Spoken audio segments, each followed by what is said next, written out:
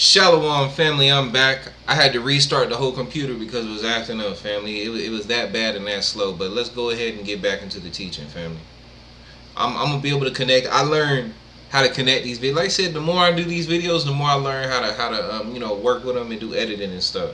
But I'm still not a big editor. But I learned how to combine videos. So this is all gonna be one big long video anyway.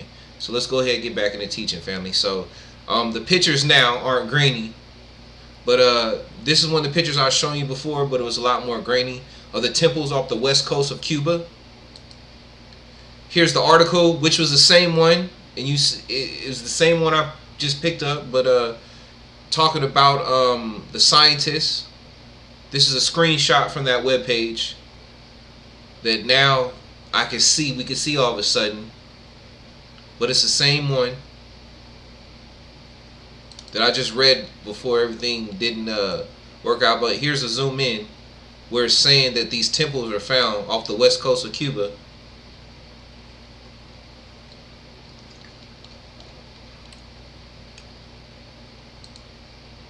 Alright, now back to the story that we ended on of Portugal, of the man in the shipping boat.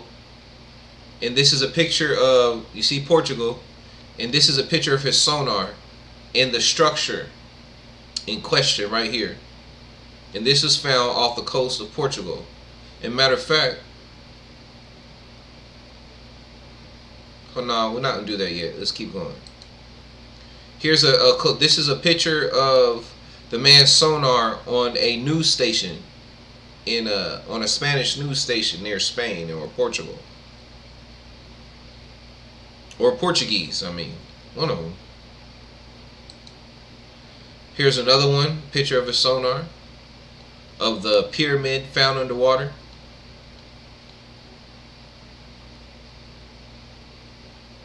Let y'all look at it for a second.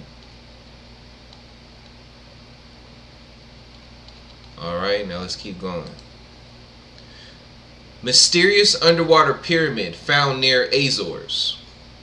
A Portuguese sailor claims to have discovered a large underwater pyramid between the islands of São Miguel and Terceira in the Azore Islands. D. Celiano Silva couldn't believe what his eyes were telling him. As he was sailing in the Atlantic Ocean, looking for fish, he spotted a perfectly shaped pyramid structure on the sonar. After rechecking the GPS device and maps, Silva confirmed that the unknown underwater construction was lying at 40 meters, 131 feet. Square and aligned with the four cardinal compass directions, the pyramid's base is estimated to have 8,000 square meters. The strange discovery was reported to the Portuguese Hydrographic Institute. Could it be an old civilization, a volcanic construction, the effects of Ice Age glaciation? No answers have been given. The exact coordinates have not been unveiled. The underwater pyramid of the Azores is said to be 60 meters, 196 feet tall. There could be more. It's impressive because of its form. It's a perfect pyramid. Moreover, the vertices are precisely oriented north-south, just like the pyramids of Giza in Egypt, explains D. Celiano Silva. The legendary Atlantis is the ultimate sailor's dream. Has the Portuguese yachtsman found it? What are the secrets behind the Azorean submerged pyramid? Is it the work of man or only a natural coincidence? This is the Azore Islands right here, family. And you see in the map at the top right here where the dot is. This is how far it is from the Portuguese, Spanish coast in Europe. Remember, what did they say? They didn't give the exact coordinates, right? I wonder why. I wonder, you can't sit here and tell me they didn't go look, family. It's only, what, 100-something feet deep? They went and looked. They just don't want to tell nobody. And here's another map so you can see where it is. The Azores, right here. See, here's these islands belong to the Portuguese government or nation, whatever we call it. Here's Spain. Here's Azores. And look where it is, family. You see on the map? You see where Azores is on the map? You see where it is, right? Look at it. Look at this map right here where it says Mid-Atlantic Ridge. You see this? You see this? There's Africa. There's the States. Now, I want to show y'all something. Let's go back. Let's go back. Way back. Back in time. Nah, baby. Nah, baby. Nah, baby. Don't leave me, girl. Just stay. Okay. Matter of fact, I didn't even realize this. Okay, look at this. Oh, snap. Azores on the old map. Look at that. I didn't even realize this, family, until now. Until we're watching this now.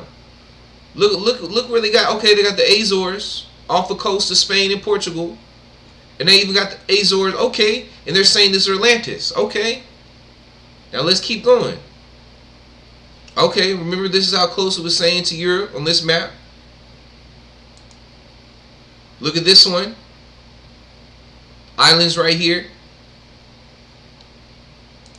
Man, look at this map, family. Don't this look exactly like that shelf under the water? There go the Azores. Come on, family. So isn't it possible that this could have been from Atlantis? Possibly. Hold on, let me go back so y'all look at it. You see? If we don't go back, remember this part. Look at the resemblance. Here's some more right here on this other old map.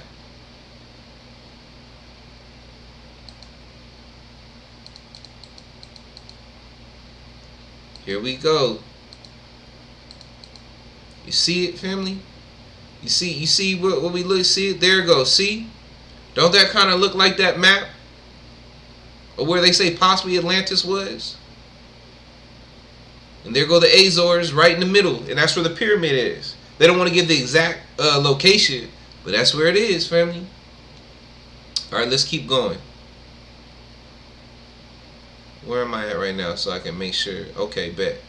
All right, now, right here, they also said that they found 2 pyramids in the Bahamas.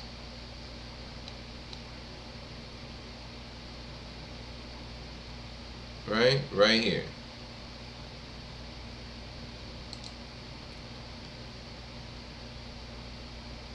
And this was said to be found by one of those, he's a YouTuber who goes on Google Earth and looks for things on the ocean floor.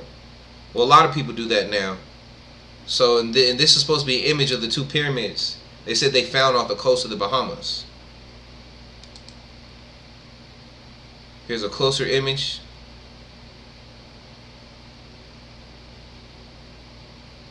So I can look at it. All right. Near the Bahamas, considered 2 huge underwater pyramids. Virtual archaeologists from the Command Securitin 10. Hold on, let me read. Virtual archaeologists from the Command Securitin. Oh, my bad. Virtual archaeologists from the Command Securitin 10 published a new video on which the maps of the ocean floor of Google Earth shows 2 standing next to large structures. Hold on. Let me read that again. From the Command Security Team published a new video on which the maps of the ocean floor of Google Earth shows 2 standing next to large structures in a form reminiscent of the classical pyramids. The facilities are located next to the Bahamas. The team created a video based on the posts of the popular UFOologist Scott Waring, who first noticed the pyramids on Google Maps. October 18, 2017, Waring published a post about the pyramids on his website. After, in May 2017, Waring published a message that he closes his site because UFOlogy has turned into entertainment. In September 2017, he returned to work.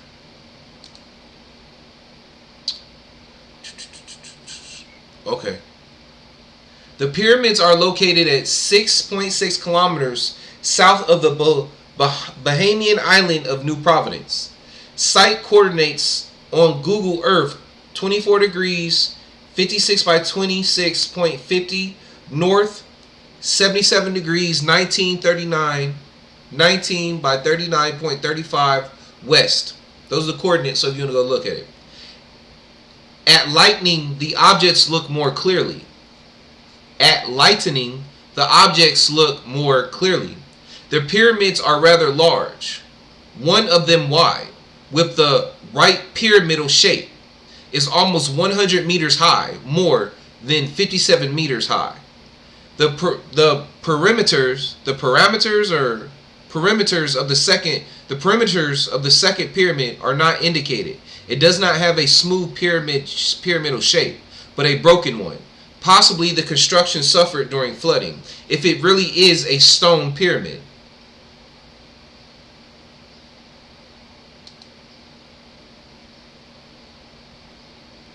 Alright, here's some pictures with the lengths, degrees, meters.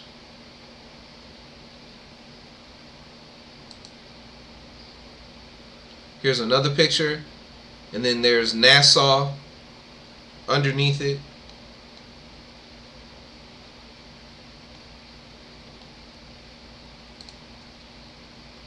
Okay, and here's another map. Warring suggests that the pyramids were built by ancient Maya or Aztecs or other Indian tribes. Skeptics say that the whole thing in pareidolia kind of illusion when people see something specific in any object. And at the bottom are not pyramids, but just some kind of natural formation. Just like the one that was found in Portugal, right? And all of a sudden, they didn't go search it out. They don't have the exact coordinates of it, nothing, right? And, you know, just saying, family. Of course they'll say that because they don't want us to find the keys. They don't want people going out there to go scuba diving and see what's going to be on the walls of those pyramids and what information might be out there for people to find. Let's see, Nassau, right here. Matter of fact, before we keep going, let's go back and see a closer look at the maps. So Bahamas, off the coast of Florida. Let's go check out these old maps real quick. Well, these old pyramids are close to the Bahamas, right? There's the Bahamas right there. I guess it'd probably be off maybe this side. So that's not too far from that location. And who knows, maybe Cuba and this part, or these parts right here, were a part of the main island of Atlantis back in the day, before the waters rose, right?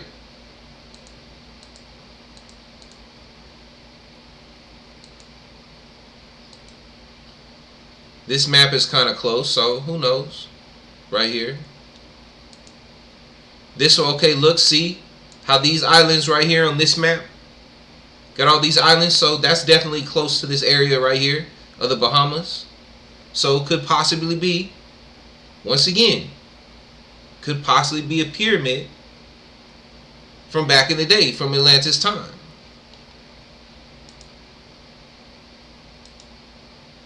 And then remember, once again, family, look at these islands close to it. I don't know exactly where this is, but who knows, family? Think about it. Alright, let's keep going. Let's go back. Alright, family, I'm about to show you guys a video, but give me a chance to set this up real quick. So you look at my beautiful face while I set this up, because I want y'all to see this video. I would have had it set up, but the computer started going slow last time, so I just wanted to wait. I didn't want to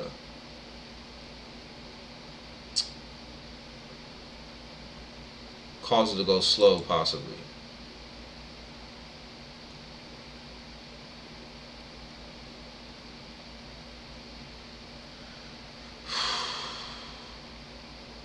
Hold on, give me a second, family. You know, as usual, with my program running it slow. Hold on, matter of fact, let me come over here.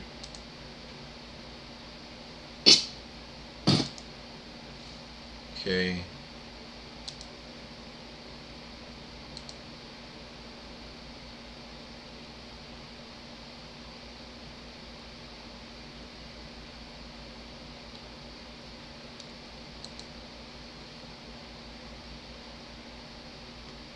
Film Degrees at Full Sail University puts the tools in your hands to develop your...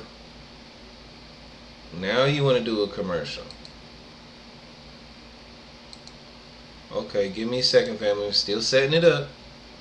I'm about there, though. I'm about there. Hold on.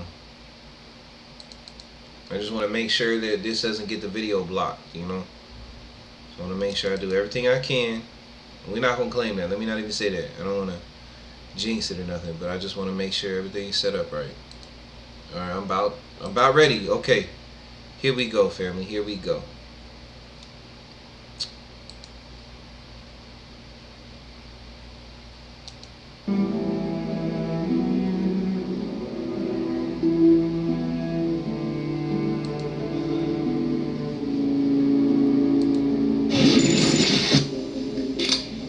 Alright, hey, what's up guys? Tyler here with Secure Team. We have a new discovery here, posted by none other than Scott C. Waring, the man who operates UFOsightingsdaily.com, a longtime UFO and anomaly hunter here on the web, and after going through some areas of the ocean floor on Google Maps and Google Earth, he discovered what appear to be very anomalous-looking pyramid-shaped structures sticking out of the sandy sea floor. So we've zoomed in from Google Earth. I will put the coordinates to this down below. Scott says, quote, "I found these two pyramids on the ocean floor near New Providence Island. It's not far from Florida. The lines on the pyramids are easy to make out and are proof that the nearby island was once inhabited by an ancient Mayan or Aztec-like people." So I'm showing you some different shots here, and I have to say, these do look like pyramids. You know, obviously ancient pyramids that would have some weathering over the years. Now, one thing about the ocean is it actually preserves things much better because you're not out there in the open air where things can rust and deteriorate. So if these are pyramids, they could be much, much older than, say, some of the ruins found on Earth that, you know, are barely still there. Most have crumbled to dust. So, let me just pause it real quick. Show you my beautiful face. Like I said, now go back, have that sign up again. You know, gotta put a pause break in there just to make sure. Okay, now back to the video. So, as we're analyzing these, and as Scott pointed out, the two pyramids, or pyramid-like structures, are not the same, with one being like a perfect three-sided structure, and the other looks to almost have like a layer where there may have been steps. And you can see, looking at both sides of it, it looks similar to the Mayan pyramids of Mexico. Scott then points out that it may not have anything to do with UFOs or aliens, but how do we know that these ancient structures weren't built some 50 to 100 million years ago? And what if these are some of the most ancient structures to be found on planet Earth? The structures measure around 100 meters at their base and around 60 meters tall, and again can be found right off the coast of Florida and more specifically New Providence Island.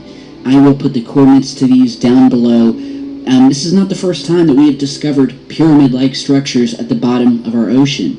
And if you do just a little digging with the Google Map or Google Earth software, you can find a lot of these strange, almost too perfect, you know, structures, pyramid-like, that really make you start to question what is going on down there. And, you know, could this be a link to something like Atlantis that was at one time above the waters? Many people have...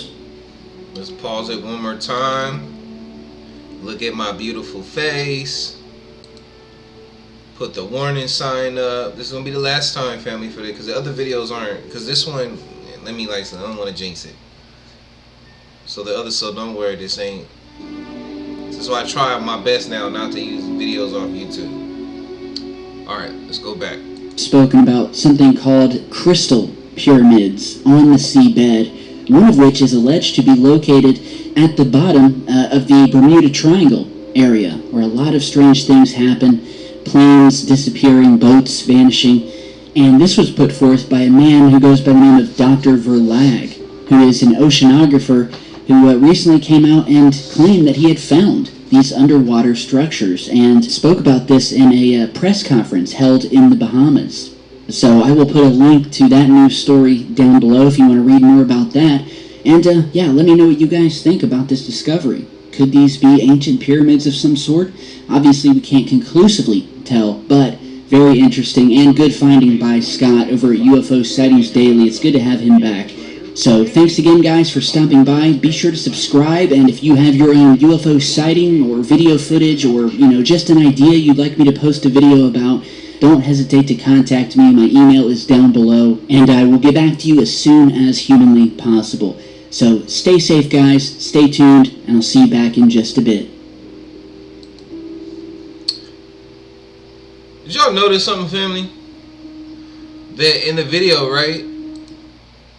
That when you zoom out of Google Earth, you notice something? All the stars. But when you look at other pictures from NASA, or even pictures from the space shuttle, there are no stars, but all of a sudden, this has stars.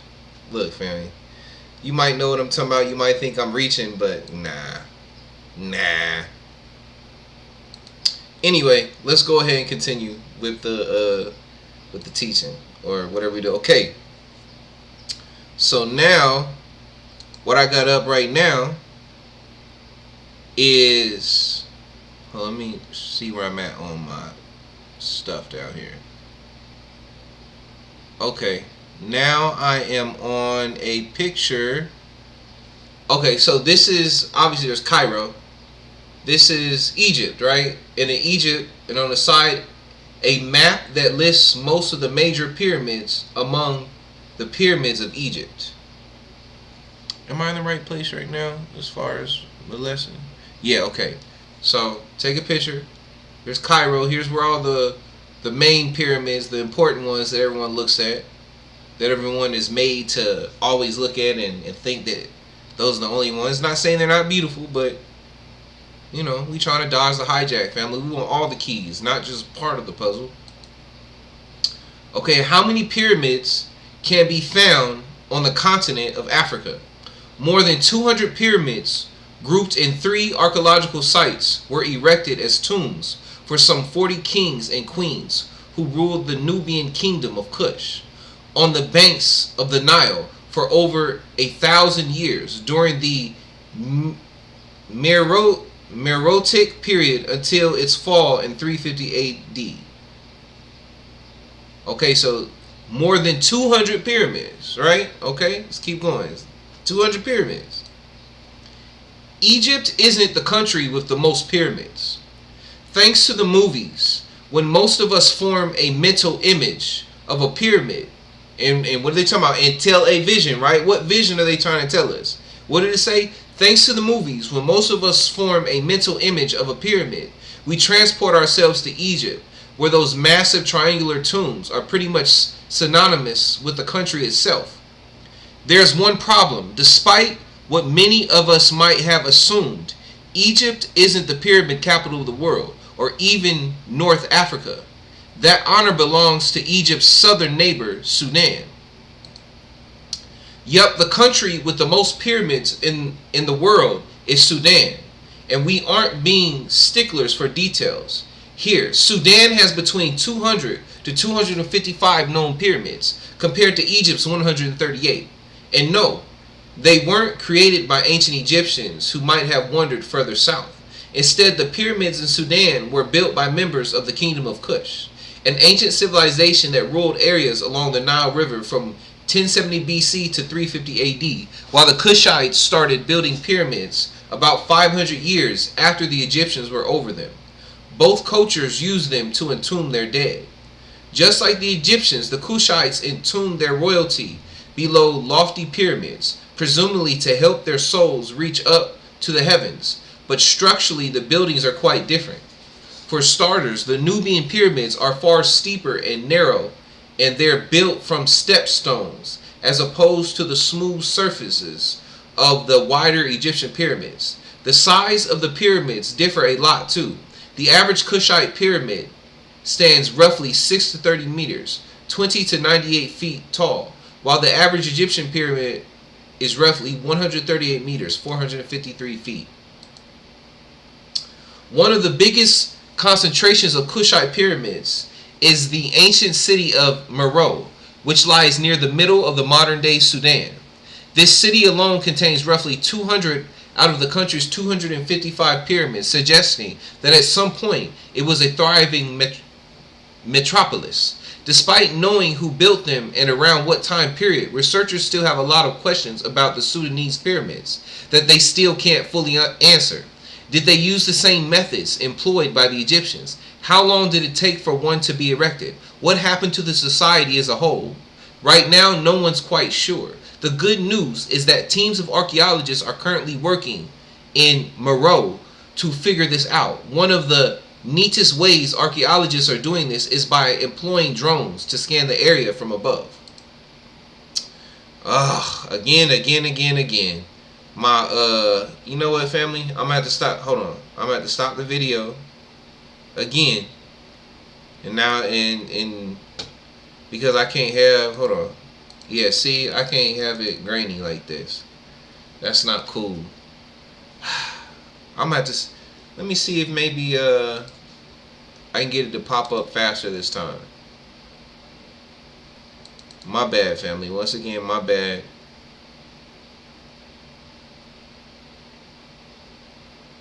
Aha, there we go, bet. I ain't got to restart the computer this time.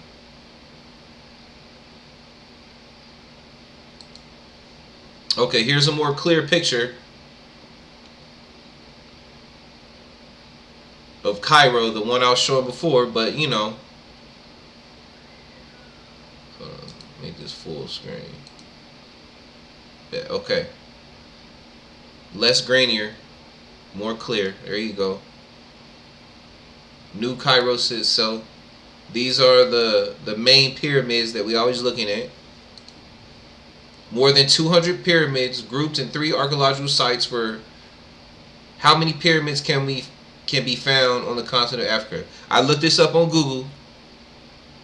Not to say Google is always telling the truth, but you know, for those people who want to be like, well, how do you know? Or are you just making this up? Google says it. So Egypt isn't the country with the most pyramids. So the more clear picture of the page I was reading before.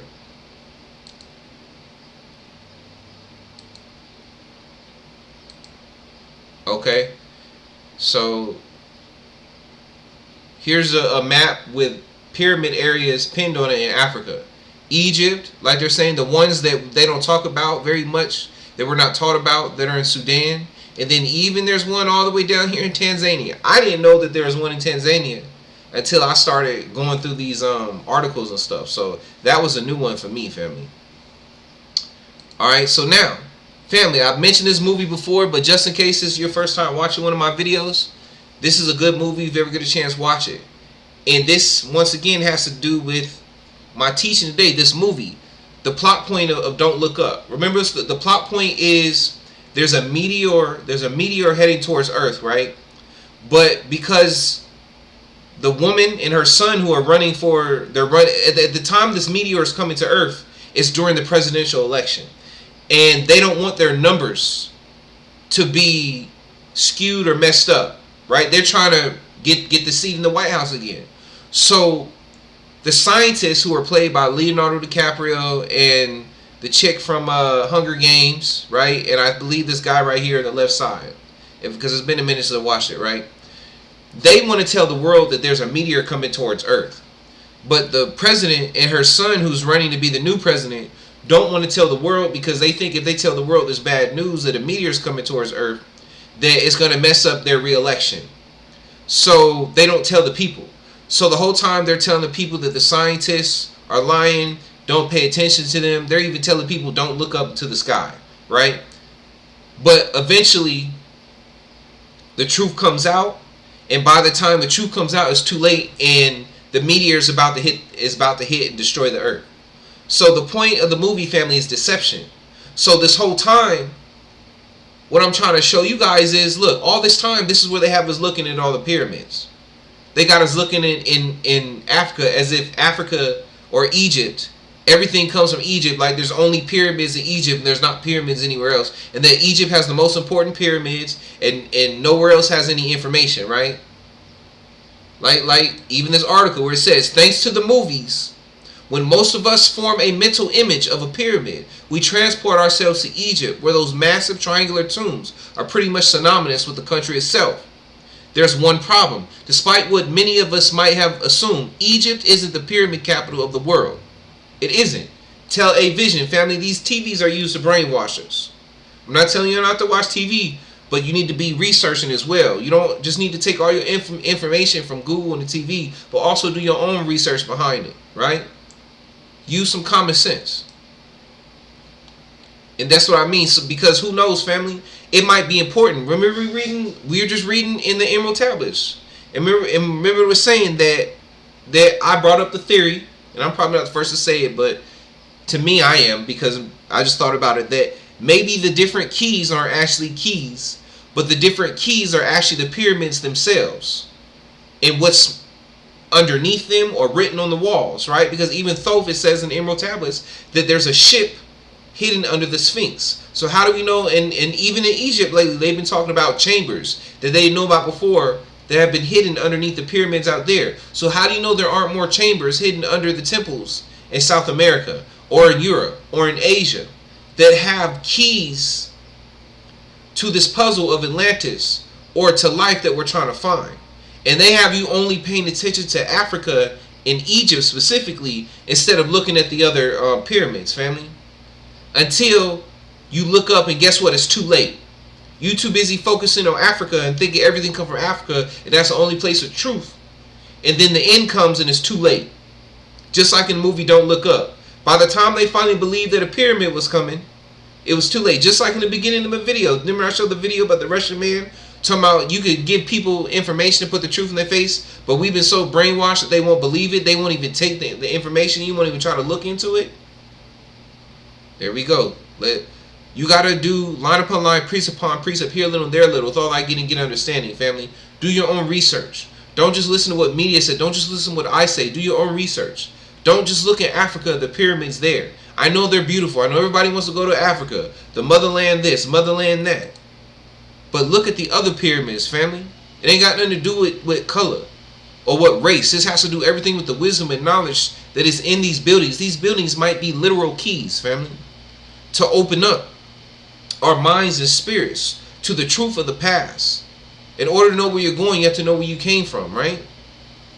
Let's keep going. Alright, here's a map right here of it's got different pyramids, right? So on this map, family, you see the pinpoints like Egypt, Cairo. There's apparently a pyramid up here near Greece. Here's another one off the coast of Africa underneath underneath Portugal. But come over here to America, north and south, right, and central. Look at that. Got more pins over here than there are over here. There's 3 pins over here. Well, I guess, hold on. 1, 2, 3, 4, 5, 6. 6 over here. So if you add Sudan, yeah, that's still 1 more over here. So there you go. And here, and look, you got Pyramid of Giza, okay, Pyramid of Cholula, El Castillo at Chichen Itza, Pyramid of Teotihuacan, Monk's Mound, Pyramid of Helican, right? All South American pyramids. Let's do a little zoom in over here. Okay, so let's keep going. How many pyramids can be found on the North and South American continent? Nearly 2,000 different pyramids can be found in North, Central, and South America, from Peru to the United States. While all similar in design and structure, they were built differently and for different reasons. Family, come on. How many did it say here? It says nearly 2,000 different pyramids can be found in North, Central, and South America. Let's go back real quick. 255 pyramids in Sudan, right? And 138 in Egypt. Family, that's what? almost 400 pyramids on the continent of Africa compared to nearly 2,000 on the continents between North, Central, and South. Come on now. And this is where you don't be looking. They got you so focused on Africa and Egypt on this small cluster of pyramids. And you got nearly 2,000 in North America, family. What are they trying to hide? What are they not telling us? What is so... And remember, we go back to the map, right? Let's go way back in time, right? Bahamas, right? 2 pyramids right there, close, right?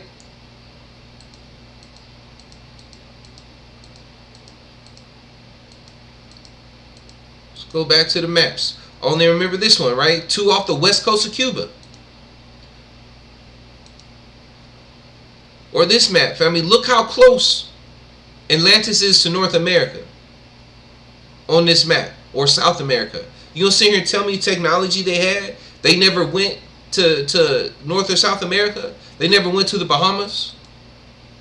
Look how close these old maps say Atlantis possibly was. You'll sit here and tell me they only went to Africa and they never went to North or South America? Come on, family. It's closer to America and the islands of America on this map than it is to Africa. You'll sit here and tell me they never went across the ocean? Come on, family. They had many colonies. Let's dodge the hijack. Let's stop being ignorant. Dodge the cognizant dissonance, family. The ignorance that we suffered because of our upbringing in these freaking re-education camps we call public high school and elementary and middle school. Come on now. Let's keep going. Nearly 2,000 different pyramids can be found in North, Central, and South America. Pyramids in America, North, Central, and South America monuments. Pyramids, grand, ostentatious, pyramids, grand, ostentatious displays of ancient wealth and power.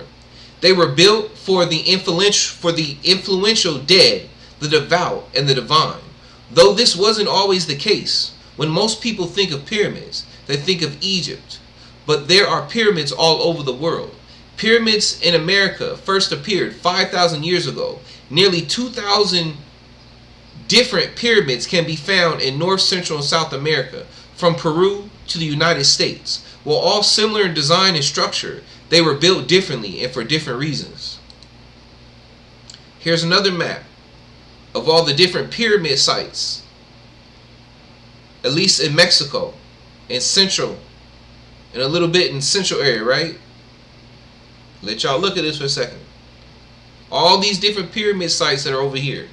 You gonna tell me they ain't got no wisdom on the wall? You gonna tell me that the Atlanteans only went to Africa? World's oldest pyramids are discovered. Archaeologists have discovered... Hold on, give me a second. Okay. Archaeologists have discovered the world's oldest pyramids on the Atlantic coast of southern Brazil. Like the pyramids of Egypt and Mexico, the South American ones seem to have been built for religious purposes.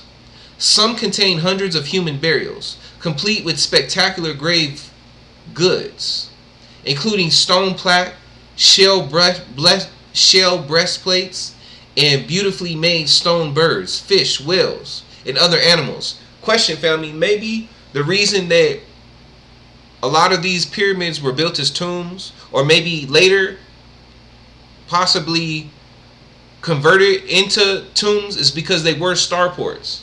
And remember, family, Thoth had the power to transfer his spirit to different avatars. So maybe, and remember, in these temples, people would bury the rich with their things. So maybe the rich or the kings and queens at that time believed that the ship of Thoth or whoever would come back later, like the resurrection story in the Bible, and they would basically heal their bodies and put their spirits back in them and take them up in the ships along with their belongings. Family, many mummies have been found buried with their things, because maybe these people believed that the spaceship of Thoth would come back, or the spaceship of Tahuti would come back, right? Or the plum serpent. Remember, space is just another word for open space. So the air, the sky is also space, family. Not the space from Star Wars or Star Trek, but space itself. So they thought the spaceship was going to come back, land on the starport where their bodies are sitting in basically storage, and then they would come back now and reanimate their bodies and put their spirits in there. And now they would take them up in these ships and take them to different worlds along with their items. Maybe this is what they believe. I think that's a good assumption from what we've been reading and learning, or what we should know about the pyramids. But let's get back to the reading. But although the functions of the Brazilian and Egyptian pyramids were to some extent the same, there was certainly no contact between ancient Egypt and Brazil. Surely. And the concept of building pyramids was invented quite independently in both places. Dating from 3000 BC, the oldest of the Brazilian pyramids predate the earliest Egyptian example by several hundred years. That's a 700-year difference, family. They're saying that the Brazilian pyramids were built 700 years before the Egyptians. And you're going to sit here and tell me that the Atlanteans didn't visit North and South America? And that there wasn't life in North and South America that wasn't known of back then? Come on, family. Dating dodged the hijack, family. Dating from 3000 BC, especially from a more advanced race and who know more than we do. Dating got more intelligence. Dating from 3000 BC, the oldest of the Brazilian pyramids predate the earliest Egyptian temple by several hundred years. The construction techniques were also marked different, each Egyptian pyramid being built in one operation, while the Brazilian ones were each built in several phases, possibly over many decades or even centuries. And unlike the Egyptian stone pyramids, the Brazilian ones were built exclusively of seashells.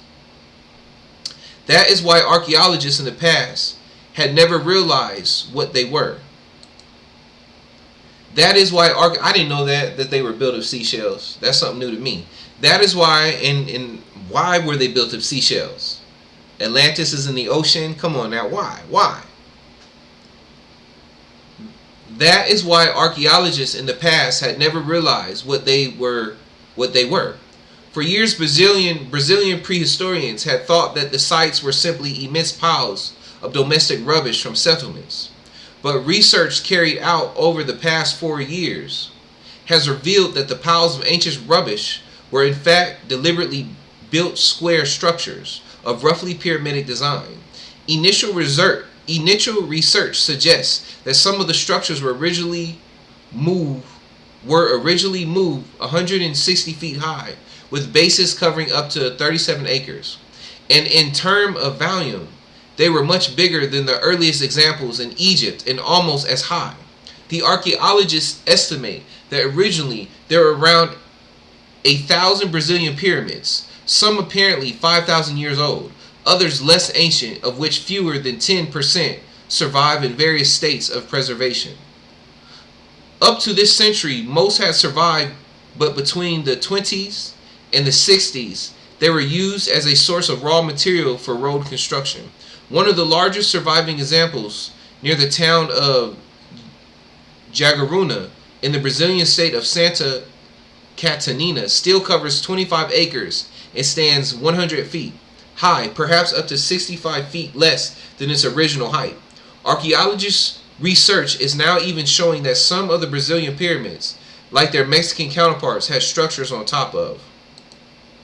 Archaeologists' research is now even showing that some of the Brazilian pyramids, like their Mexican counterparts, had structures on top of them. Although the Brazilian examples are up to 3,000 years older than the ones in Central America.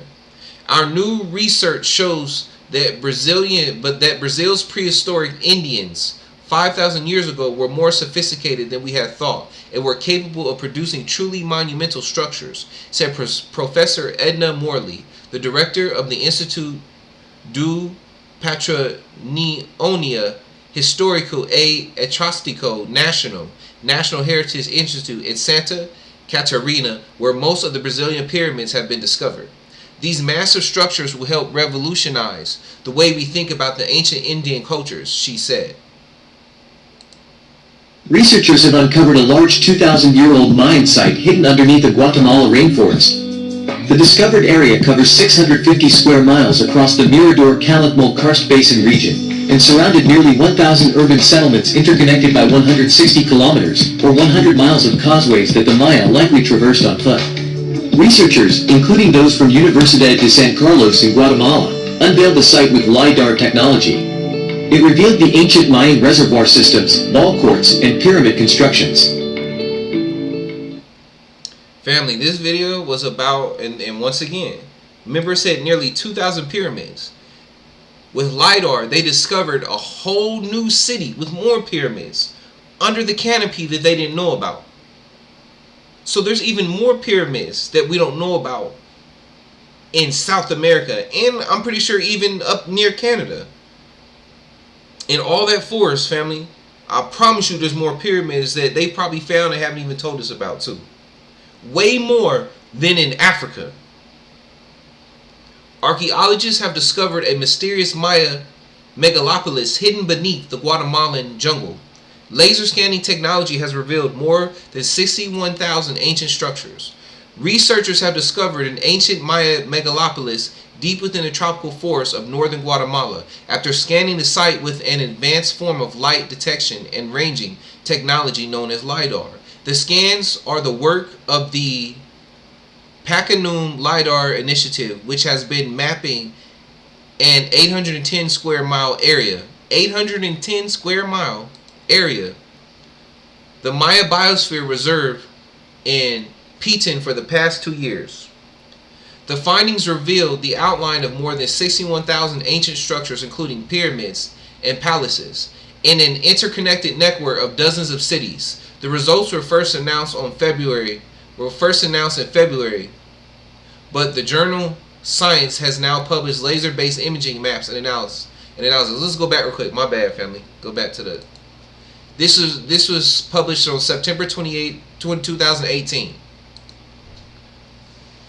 Flying 2,000 feet above the treetops, aircraft from the National Center for Airborne Laser Mapping, equipped with LiDAR scanners, make topographical readings using laser pulses linked to a GPS system and produce three-dimensional maps of the surface below. The aerial scans are then combined to create a highly detailed digital landscape. It identified features that I had walked over 100 times.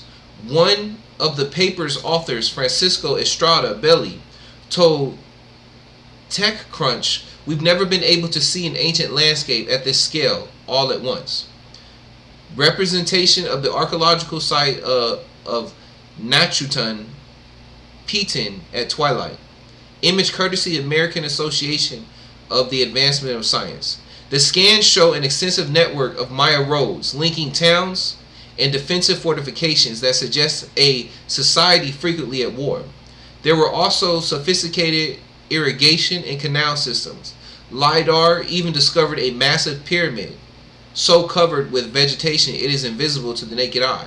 You know how it said, what warfare, family? You want to know more about this history? Go and read. You know how it said a nation that was also that was at war a lot? Go read the Books of Mormon, family. There's a lot of history in the Books of Mormon that, once again, something else. We so focus on the Bible and the Quran that we won't even pick up the Book of Mormon and see how important that is to history. Remember, family, who has the biggest DNA bank in the world? It's Salt Lake City, the Mormons. The Mormons are the second richest religious organization in the world behind the Catholic Church, family. Just throwing that out there. What is it that they know that we don't know? The Book of Mormon has a lot of information in it, family. But let's keep going. Telescope revolutionized astronomy. Estrada Belli told. Hold on. Oh, did I finish reading? Okay, yeah. LiDAR is revolutionizing archaeology the way the Hubble Space Telescope revolutionized astronomy.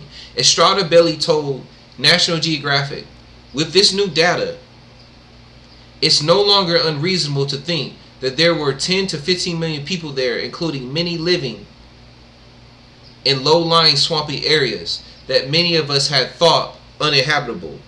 Previously, most scholars had placed the population at a level closer to 5 million. LiDAR technology is mapping the lost civilization of Maya, revealing ancient settlements hidden in the jungle. Image courtesy of Luke, Thomas, and Marcelo. Seen as a whole, terrace and irrigation channels, reservoirs, fortifications, and causeways reveal an astonishing amount of land. Modifications done by the Maya over their entire landscape on a scale previously unimaginable. He added, speaking to physics.org, at its peak some 1,500 years ago, the Maya civilization, masters of mathematics and engineering, might have been more advanced than the ancient Greeks and Chinese. Where am I at? Okay. Here's a picture of the temples, some of the temples they found that they couldn't tell before, family. Let y'all look at those. Some of the ones they just discovered that they didn't see all them years because the canopy was so high and had them covered.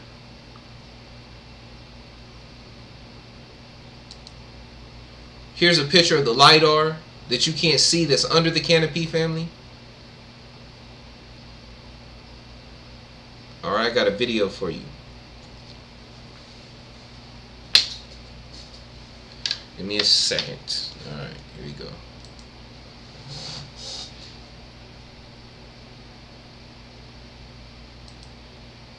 Hold on, what happened?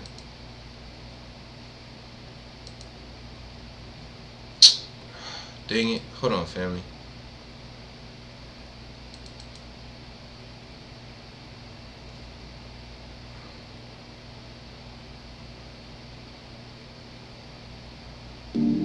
For the last few years, those with access to current technologies have used them to uncover the truth about human history. But to find the exact scale of these now lost civilizations, ancient ruins numerous places have been laid to waste not only by future colonists and tomb robbers, but by Mother Nature after being inexplicably abandoned exposed to the elements. Despite vegetation's destructive effects, some of these locations have been somewhat sheltered from these influences, uprooting the megalithic foundations of these sites, but the actual footprint of these structures and the scale of these once lost settlements can still be seen with sophisticated penetrative radar, including the huge metropolis concealed beneath Guatemala's deep jungles. Several clearings in this environment have avoided tree smothering. These locations, long thought to be independent settlements, were actually part of a massive city of unbelievable proportions and complexity that was home to over 10 million people. Although this reality supports our assumptions about a far larger, presently hidden, and often overlooked past of mankind, this old site's features are still ignored and hopefully hidden from most of the world's population, preventing kids from questioning their education and our past. But these particular megalithic blocks, strangely stood on their heads, have been studied and exposed for over a century. Several photographic excursions have shown that these megalithic blocks were not only stone signposts in situ, but were certainly stones cut and brought to their current site and strategically put within one big mega city. This is suppressed to prevent people from asking how the Mayans transported and sliced them, how they did it when they needed now lost techniques and technology, as though they were considerably more technologically archaic than current man, with us only accomplishing such talents during the recent century. This obviously shows the builders of this massive city's true ability, considering the fact that although academics would like to say that it was essentially a Mayan town, it has inexplicable enigmas, like so many other amazing sites on Earth, which contradict this account for their origins and show that the Mayans merely re-inhabited them. allowing archaeologists to identify such a group based on their archaeological footprint at the site. They were built by a long-lost but powerful ancient culture. Like so many of their ancient settlements, only the foundation survives, happily uncovered by modern technologies. Who were these ancient people, and why did they move and cut such large enigmatic megaliths within this enormous now lost city? Alright.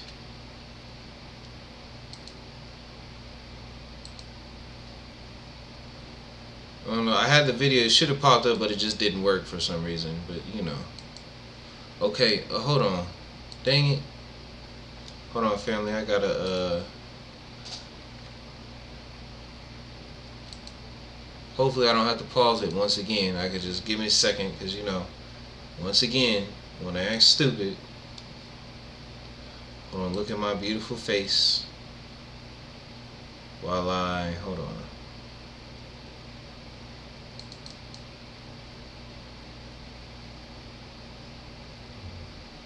Hopefully I don't have to restart the computer.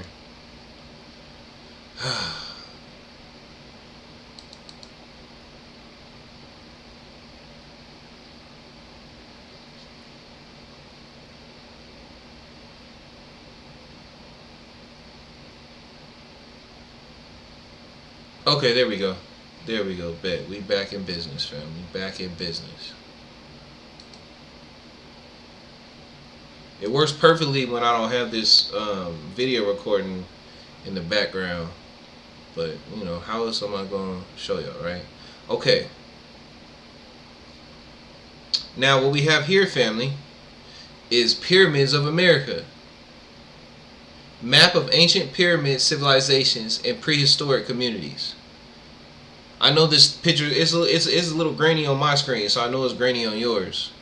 But even though you can't really make out, flat top pyramid mounds centered cultures flourished in the Americas for countless years. Empire Washita de Dugda Mundaya. Huh. You notice it says Yah at the end, right? Like Yah, the Most High Yah. Empire Washita de Dugda Mound Yah. Mound Yah. Come on, family. And notice that most of the pyramids, family, are closer to the East Coast. Near where? Located near, closer to so-called Atlantis, right? The Atlantic Ocean, right? Come on, family. Let's go to another map. This one's more clear. Here's another picture of all the pyramids in North America, or dirt mound pyramids.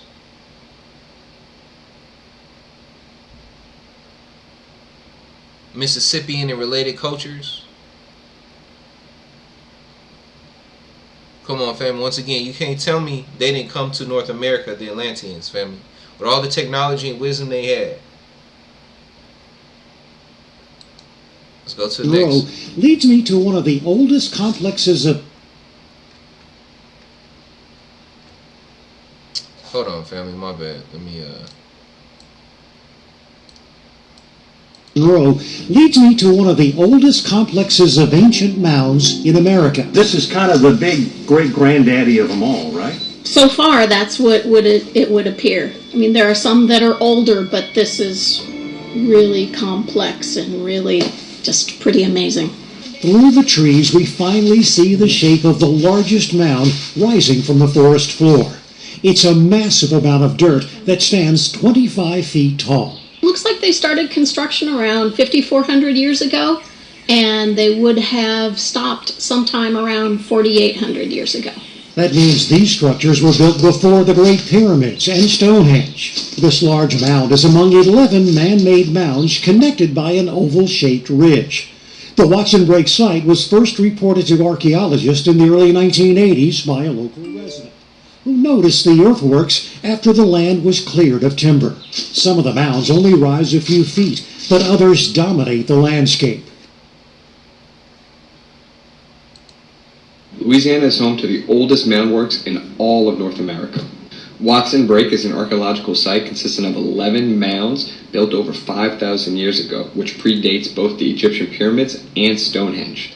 Later, the Poverty Point culture constructed the largest and most complex late archaic earthwork found in North America. It expanded over 100 miles. These findings upset the commonly held view that the indigenous lived solely nomadic lifestyles, but proved that these cultures had sophisticated and centralized hierarchies that are necessary for building large-scale works. So impressive were these sites that the Department of Interior nominated them as a UNESCO World Heritage Site. In 2014, Poverty Point was the first site in Louisiana approved as a World Heritage Site to join the ranks of the Egyptian pyramids and Stonehenge.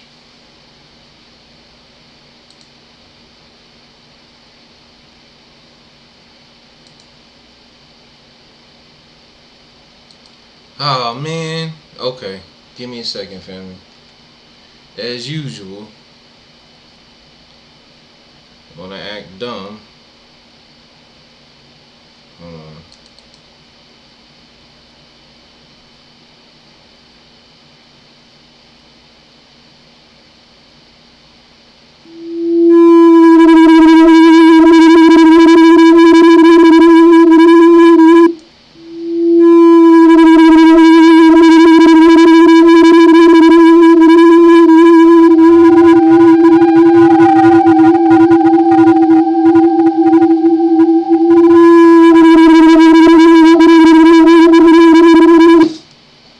I'm sorry, I should have turned it down right there.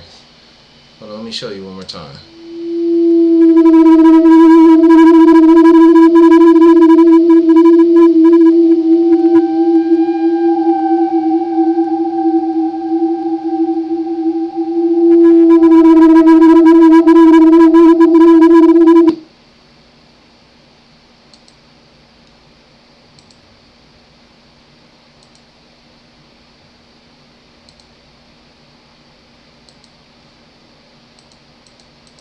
Louisiana is home to the oldest mound.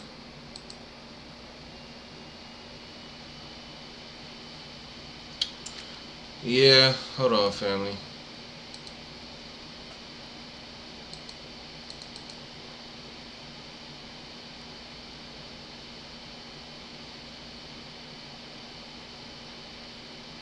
You didn't know they tore a mound down.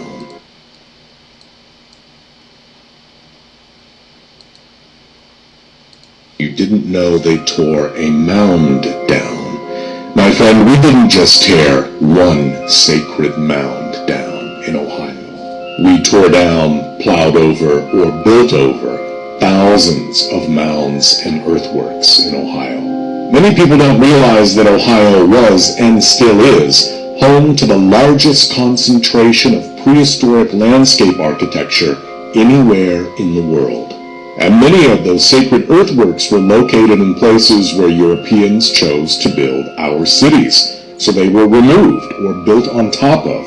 This is certainly true in the case of cities like Marietta, where some of those earthworks were even used to make the bricks that were later used to build homes and even churches. Circleville was built around and on top of a mound complex. Even Columbus was built on and around a mound complex. That's how Mound Street got its name. In fact, in the early 1800s, there was a massive mound at the intersection of High Street and Mound Street. It was 40 feet tall and approximately 300 feet wide. But in the 1830s, it was decided that the population had grown to the point that mound needed to be removed, and the clay from that mound was used to make bricks that was used to build the first Ohio State House, which later burnt to the ground. So yes, it would make you didn't know they tore a mound.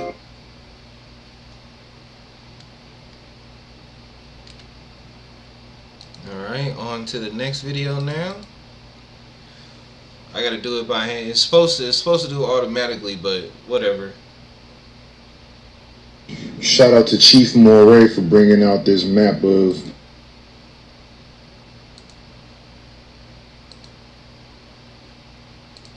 shout out to Chief Moray for bringing out this map of the original America, the original ancient Holy Land. What do y'all think? What do y'all think? Alright. Next one.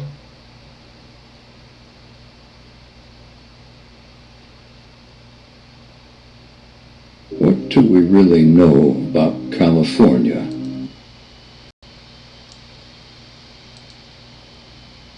What do we really know about California? And why do all of these ancient maps put the Red Sea next to this island? Is America the true Old World?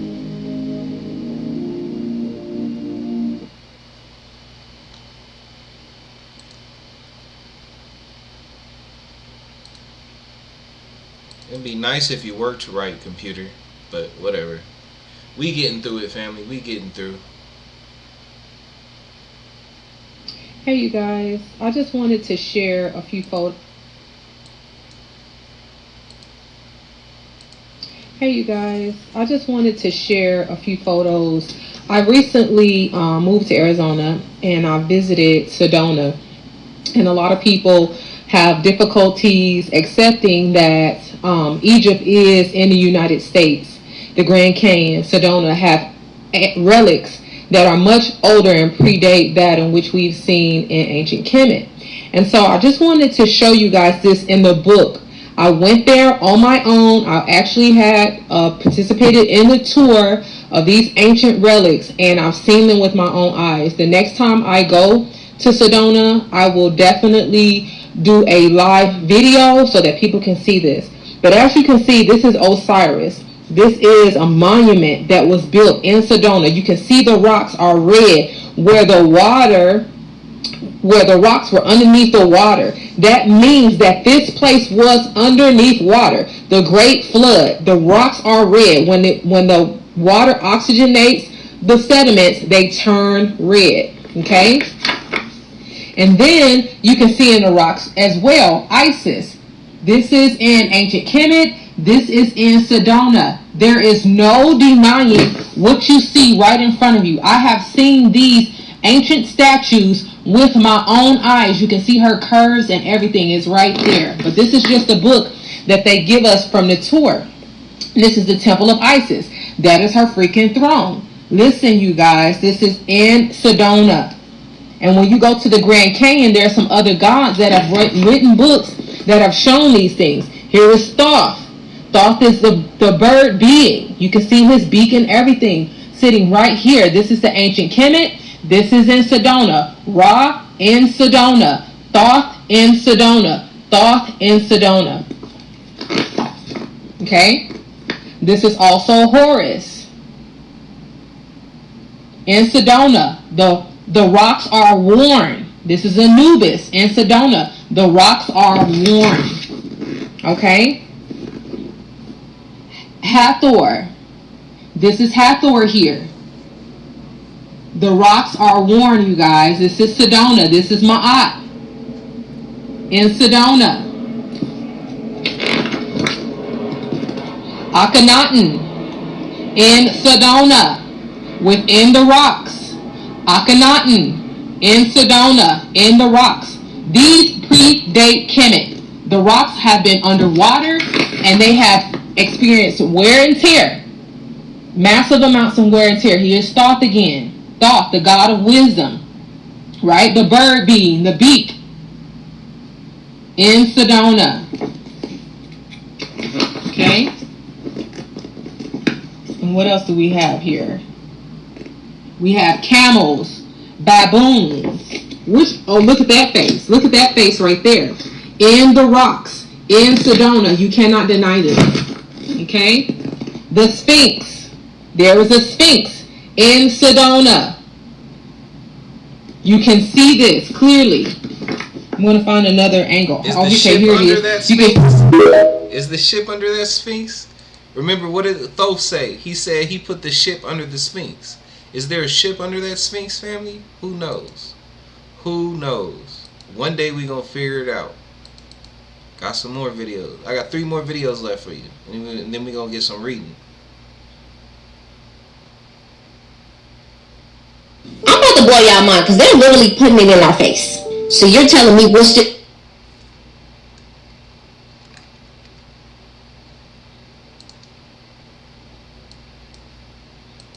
I'm about to blow y'all mind because they're literally putting it in our face.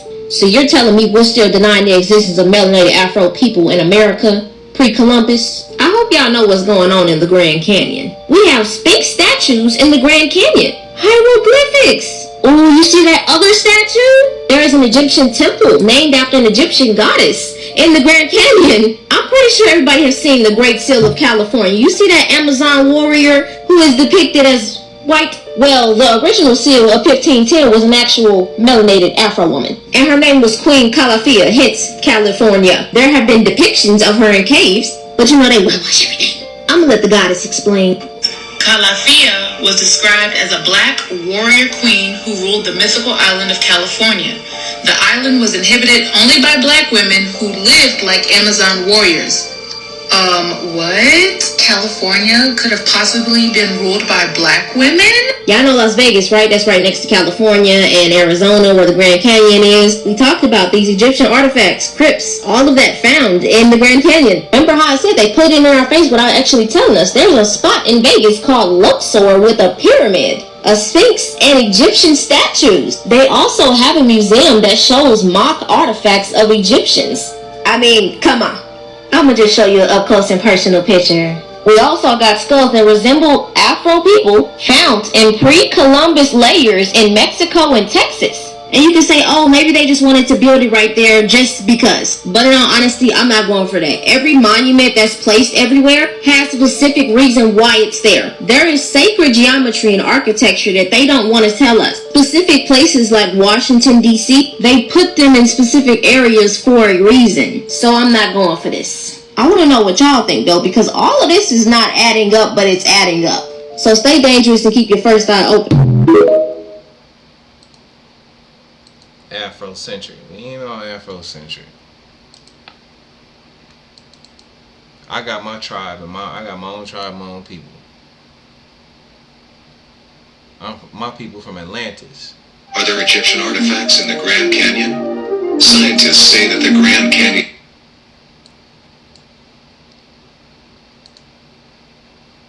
Are there Egyptian artifacts in the Grand Canyon? Scientists say that the Grand Canyon was formed by the Colorado River. The canyon is 277 miles long, 18 miles wide, and 6,000 feet deep. What they tell us is that a river supposedly cut out all of this. It practically looks like sections of the canyon were carved out. There are many interesting things you can find in the canyon, like these mysterious doorways. A quick Google search will show you there have been many articles written about finding Egyptian artifacts in the canyon. Apparently there are pyramids, sphinxes, mummies, and numerous other artifacts that have been found in the canyon. There are also parts of the Grand Canyon that are off limits to the public. So what is really hiding in the Grand Canyon, and is there an alternate history that hasn't been shared with us? Possibly. Alright, last video, family.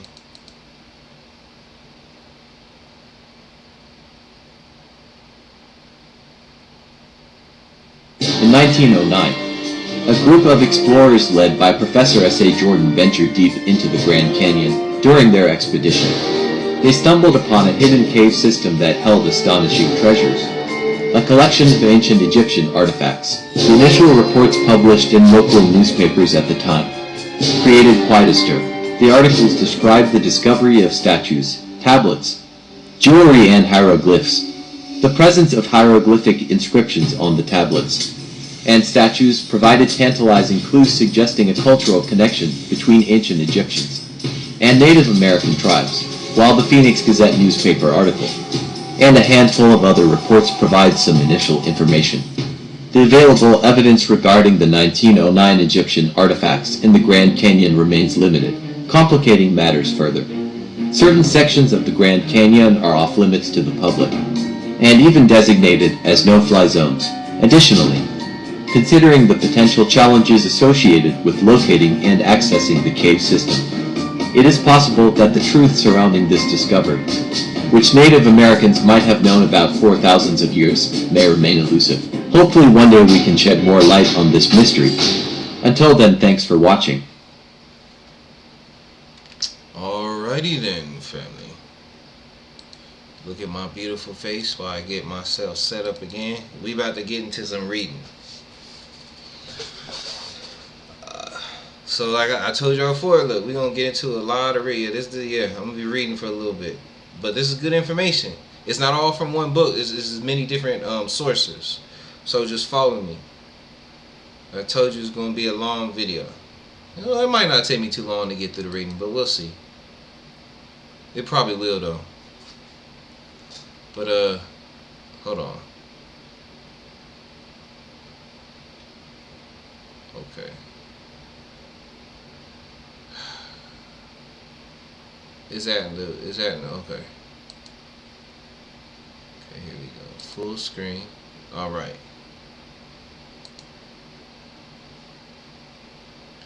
Okay, this is a book. Gonna have the name of it coming up next. This is called Atlantis, the Antediluvian World by Ignatius Donnelly. All right. We're just going to read an excerpt from it. Atlantis, the Antediluvian World. Part 1, The History of Atlantis. The purpose. Chapter 1, The Purpose of the book. This book is an attempt to demonstrate several distinct and novel propositions.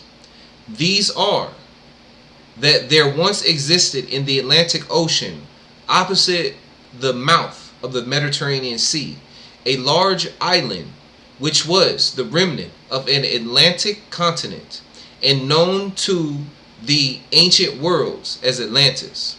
That the description of this island given by Plato is not, as has been long supposed, fable, but veritable history.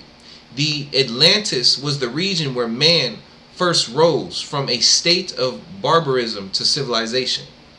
That it became in the course of age a populous and mighty nation, from whose overflowings the shores of the Gulf of Mexico, the Mississippi River, the Amazon, the Pacific coast of South America, the Mediterranean, the west coast of Europe and Africa, the Baltic, the Black Sea, and the Caspian were populated by civilized nations. Let me read that part again. That it became in the course of ages a populous and mighty nation, from whose overflowings, it means his people. Remember how we talking about it came, we know they didn't just go to Africa, right?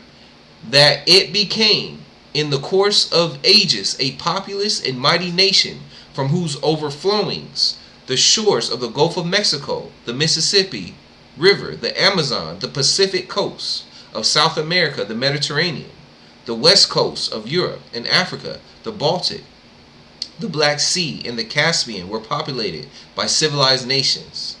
This is what the true antediluvian world, the Garden of Eden, you hear that? That it was the true antediluvian world, the Garden of Eden, the gardens of the Hesperides, the Elysian fields. Family, also, if you're interested in reading this book and going through more, because there's a lot of good interesting book notes and stuff in this book, I'm going to put the URL to get access to the PDF, the free PDF, in the box below. But we only going to read a few pages from this. Like, really 3. Actually, I think this is the last page. Number 2, Atlantis, Antediluvian World. No, okay, this is number 5 on the list, right? Yeah, we at 5, so we still on 5.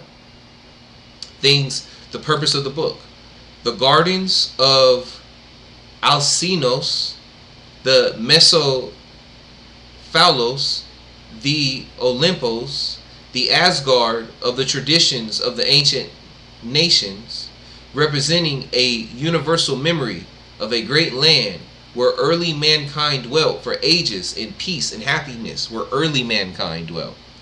That the gods and goddesses of the ancient Greeks, the Phoenicians, the Hindus, and the Scandinavians were simply the kings, queens, and heroes of Atlantis, and the acts attributed to them in mythology are a confused recollection of real historic events.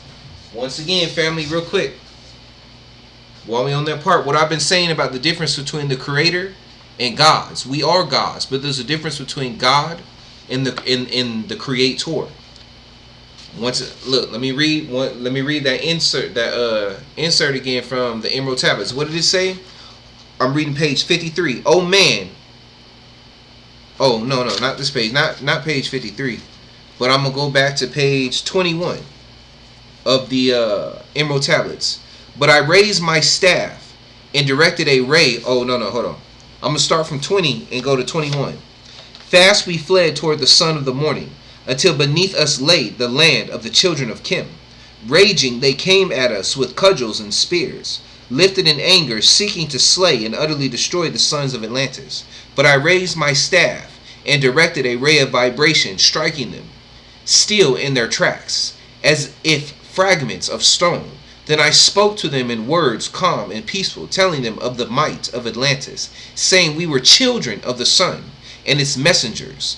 I cowed them with my display of magic science, and when I released them, they groveled at my feet.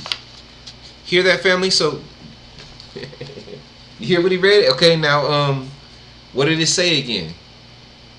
That the number 6, that the gods and goddesses of the ancient Greeks, the Phoenicians, the Hindus, and the Scandinavians were simply the kings, queens, and heroes of Atlantis, and the acts attributed to them in mythology are a confused recollection of real historical events. That the mythology of Egypt, number 7, that the mythology in Egypt and Peru represented the original religions of Atlantis, which was sun worship.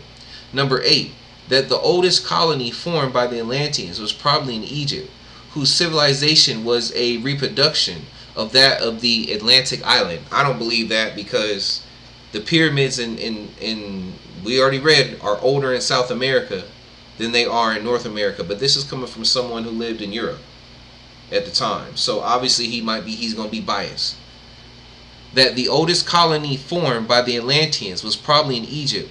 It said probably, not for sure, whose civilization was a reproduction of that of the Atlantic island. That the implement of the Bronze Age of Europe were derived from Atlantis. The Atlanteans were also the first manufacturers of iron.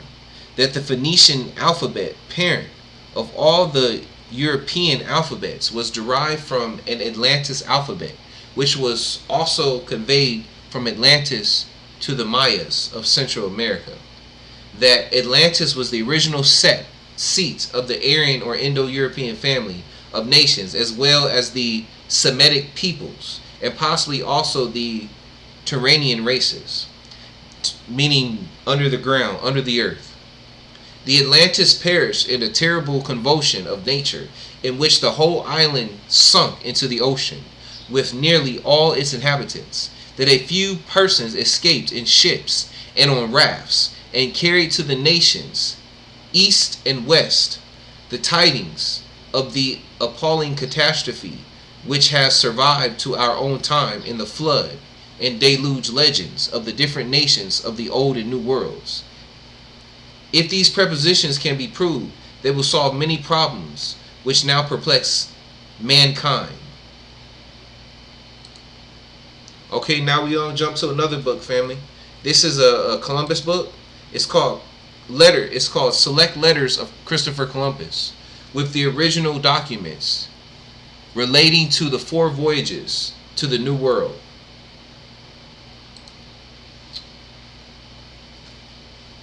Of Ptolemy, nearly 3,900 miles, which make nearly 70 equal nautical degrees, reckoning 56 miles and 2/3 to the degree.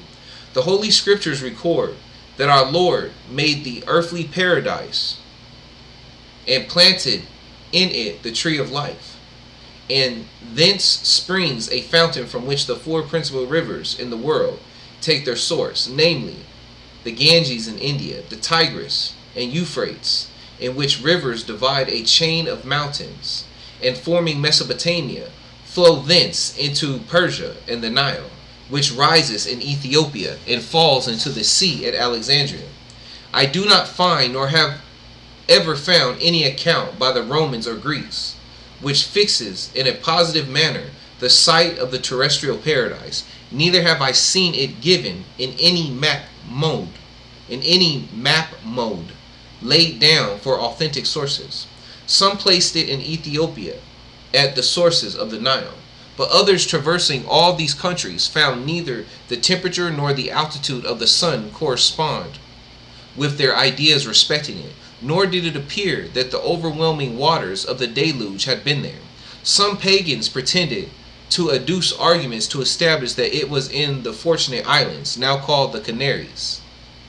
Saint Isidore B. Strabo, and the master of scholastic history with Saint Ambrose and Scotus and all the learned theologians agreed that the earthly paradise is in the east. I have already described my ideas concerning this hemisphere and its form, and I have no doubt that if I could pass below the equinoctial line after reaching the highest point of which I have spoken, I should find a much milder temperature and a variation in the stars and in the water. Not that I suppose that elevated point to be navigable, nor even that there is water there. Indeed, I believe it is impossible to ascend thither, because I am convinced that it is the spot of the earthly paradise, whither no one can go but by God's permission. Family, when they say east, they don't mean east like China, Asia. They mean past China, Asia, because they already knew about China in them. They're thinking it's past China. It's not in Asia, past Japan. Like I said, family, we've been taught things backwards. We've been taught, West automatically equals, America. Right? But we don't get into that right now because I don't have the documents or the stuff to necessarily prove it to you right now. But know that for this reading purposes, east doesn't mean China, it means past east. Because if you keep going east, you'll hit California. Versus if you go west, you'll hit what? Washington, D.C. Remember how they want you focus every time. Remember the movie said every time when you think of pyramids, movies have us thinking of Egypt. So whenever you think of the west, where do you automatically think of? You think of Washington, D.C. You think of the East Coast. You think of America. From that direction. But the east, it means past China. But this land which your highness, hold on family. But this land which your highness have now sent me to explore is very extensive. And I think there are many other countries in the south of which the world has never had any knowledge. I do not suppose that the early paradise is in the form of a rugged mountain, at the description of it have made it appear, but that it is on the summit of the spot which I have described as being in the form of the stalk of a pear. The approach to it from a distance must be by a constant and gradual ascent, but I believe that, as I have already said, no one could ever reach the top. I think also that the water I have described may proceed from it, though it be far off, and that stopping at the place which I have just left, it forms this lake. There are great indications of this being the terrestrial paradise, for its site coincides with the opinion of the holy and wise theologians whom I have mentioned, and moreover the other evidences agree with the supposition, for I have never either read or heard of fresh water coming in so large a quantity in close conjunction with the water of the sea. The idea is also corroborated by the blandness of the temperature, and if the water of which I speak does not proceed from earthly paradise, it seems to be a still greater wonder, for I do not believe that there is any river in the world so large or so deep. When I left the dragon's mouth, which is the northernmost of the two straits which I have described, and which I so named on the day of Our Lady of August, I found that the sea ran so strongly to the westward that between the hours of mass, when I weighed anchor, in the hour of comeliness, I made 65 leagues of 4 miles each, And not only was the wind not violent, but on the contrary, very gentle, which conformed me in the conclusion that in sailing southward there is a continuous ascent, while there is a corresponding descent toward the north. I hold it for certain that the waters of the sea move from east to west with the sky, and that in passing this track they hold a more rapid course, and have thus eaten away large tracts of land, and hence has resulted this great number of islands. Indeed, these islands themselves afford an additional proof of it. For on the one hand, all those which lie west and east, or little more obliquely north, west, and southeast, are broad, while those which lie north and south, or northeast and southwest, that is, in a directly contrary direction to the said winds, are narrow. Furthermore, that these islands should possess the most costly production is to be accounted for by the mild temperature which comes to them from heaven, since these are the most elevated parts of the world. It is true that in some parts the waters do not appear to take this course, but this only occurs in certain spots where they are obstructed by land, and hence they appear to take different directions.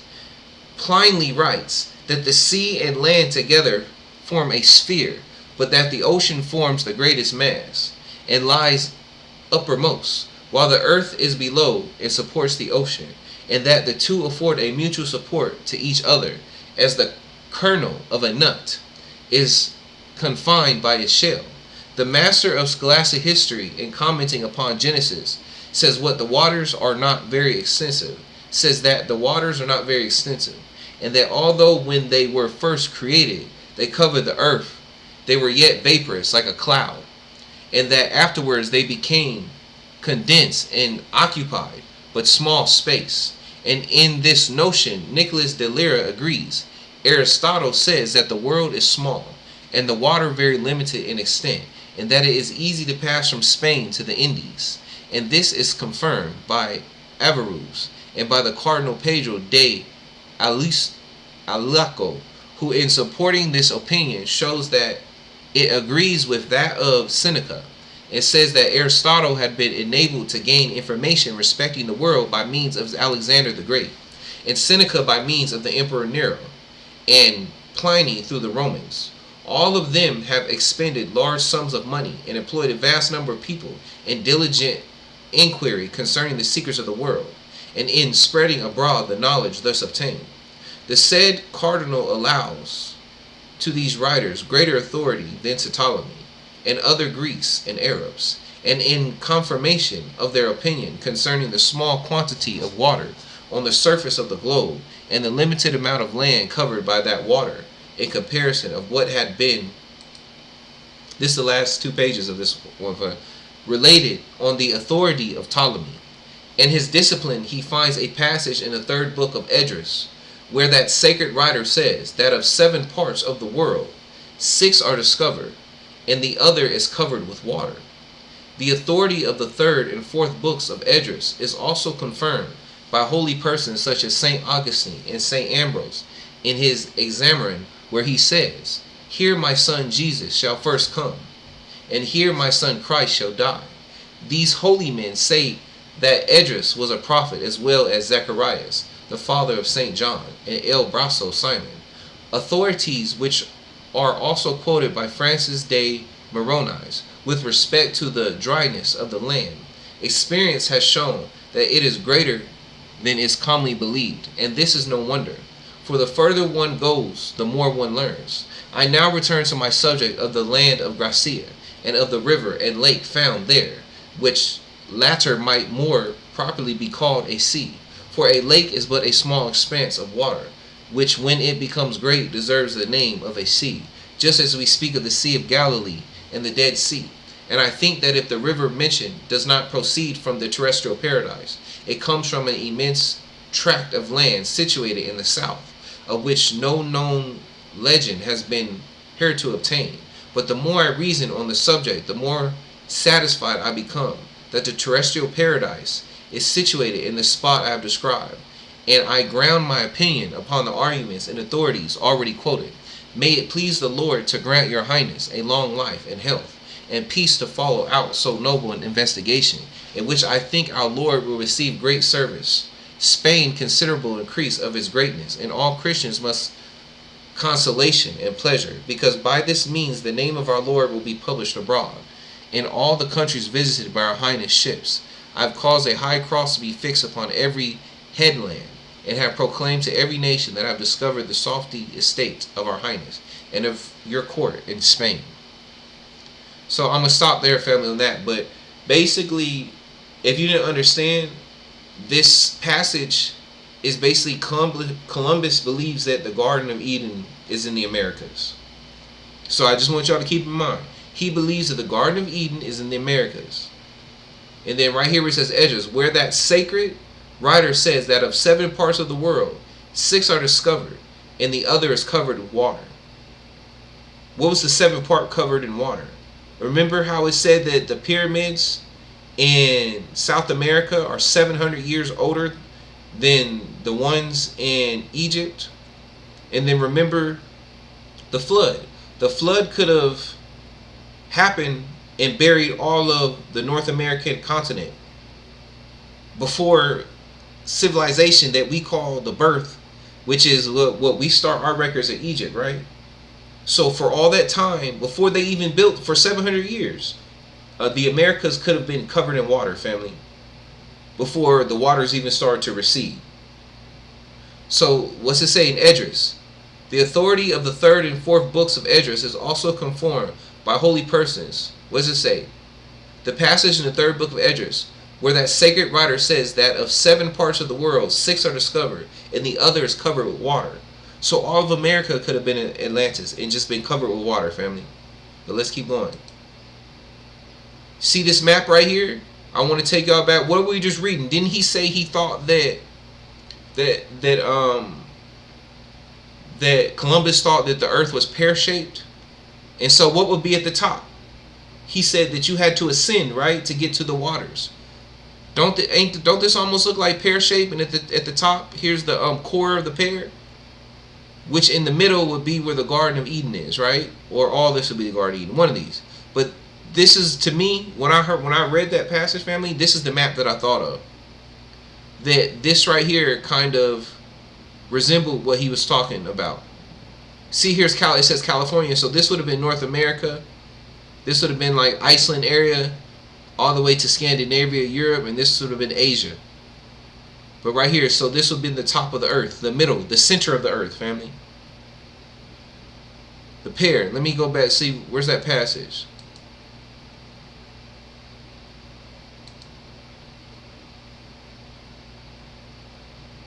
What is it? I do not suppose that the earthly paradise is in the form of a rugged mountain, as the description of it have made it appear, but that it is on the summit of the spot, which I have described as being in the form of the stalk of a pear. The approach to it from a distance must be by a constant and gradual ascent. But I believe that, as I have already said, no one could ever reach the top. Don't that sound like this right here, family? This map right here? Up north in the center of the earth, like a pear. Alright, now here's the verse. Let's read some from Esdras, what he was just talking about in 3 Esdras. This is 4 Esdras, but it's the same thing. Starting, okay, what did it say? Where that sacred writer says that the 7 parts. 3rd book of Esdras. And let me read it. Where that sacred writer says that of 7 parts of the world, 6 are discovered, and the other is covered with water. Upon the 3rd day you did command that the waters should be gathered in the 7th part of the earth. 6 parts have you dried up and kept them, to the intent that of these some being planted of Elohim and stilled and tilled might serve you. In other words, when the deluge came, when Atlantis got everything sunk, they had to go to the land of Kim because that land didn't sink during the deluge. So in other words, so life, or the most intelligent life, didn't come from Africa. It came from Atlantis or even America. But when it was sunk in the flood under the waters, they had to go to the land which was left, which was in Africa. And matter of fact, family, The movie 2012. Matter of fact, here's a hint. I just thought about this. If you've seen the movie 2012, remember the movie 2012, right? Remember they made those ark ships. So remember, after they were on the ark ships, after all the catastrophes happened, what land did they said appeared from out of the ocean first, or wasn't covered? It was Africa. Remember in the movie 2012, at the end they ended up in Africa, and that was the only dry land left. Just saying. They put it in the movies. They tell us the truth, family. 2012. Remember the movie 2012. Remember they ended up in Africa at the end of the movie after everything flooded. And I just realized that right now. So hold on. So upon the third day, you did command that the waters should be gathered in the seventh part of the earth. 6 parts have you dried up and kept them to the intent that of these some being planted of Elohim and tilled might serve you. For as soon as your word went forth, the word was made. For immediately there was great and innumerable fruit, and many and diverse pleasures for the taste, and flowers of unchangeable color, and odors of wonderful smell. And this was done the third day. Upon the fourth day you commanded that the sun should shine, and the moon give her light, and the stars should be in order. In other words, family too, remember I've mentioned this before, that Adam and Eve doesn't always have to necessarily mean just Adam and Eve in that garden. Adam and Eve is a story that can be duplicated multiple times. Like for instance, this Babylon, the city of Babylon, isn't just the city of Babylon in the Bible, but spiritually America is Babylon. So Adam, the spirit of Adam and Eve, is not just Adam and Eve with the two, but the story of Adam and Eve is also Noah and his children and his sons' wives starting over in Africa after the flood. If that's where they landed after the flood. But that don't mean that's where they lived before the flood. That's just where they ended up after the flood. Or maybe even in South America, or maybe somewhere in America. Who knows? But just some ideas, family. What else we got? Okay, now hold on. So we stopped there, but now we're going to the next book. This book is called New Atlantis, begun by Lord Verulam, Viscount St. Albans, and continued by R.H. Elsquire. But we only gonna read like 2 pages out of this, family. So, a platform of monarchical government with a plethora intermixture of diverse rare inventions and wholesome fit to be introduced into all kingdoms, states, and commonwealths. London, printed for John Crooke at the sign of the ship in St. Paul Church, Vard, 1660. Alright. The argument of the New Atlantis as it was begun by the Lord Bacon. This fable of the New Atlantis, deviled by that Atlas in learning the Lord Bacon, Furful tells us of a ship which, sailing from Peru for China by the south, became windbound, and consequently their floor of victuals being picked, ready to famine, but the next day's dawning did discover the light of God's infinite mercy. Hewing them, it's kind of hard to make out what some of the words are, family. And it flew into whole fair haven, they affayed to enter.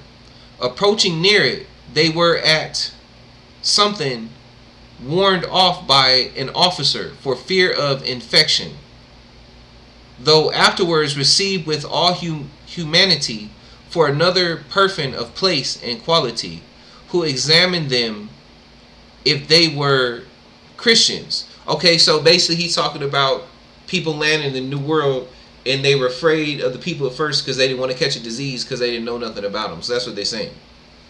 So in other words, almost like the Pilgrims landing in the Americas and being afraid that the Indians had disease. To which they answered affirmatively,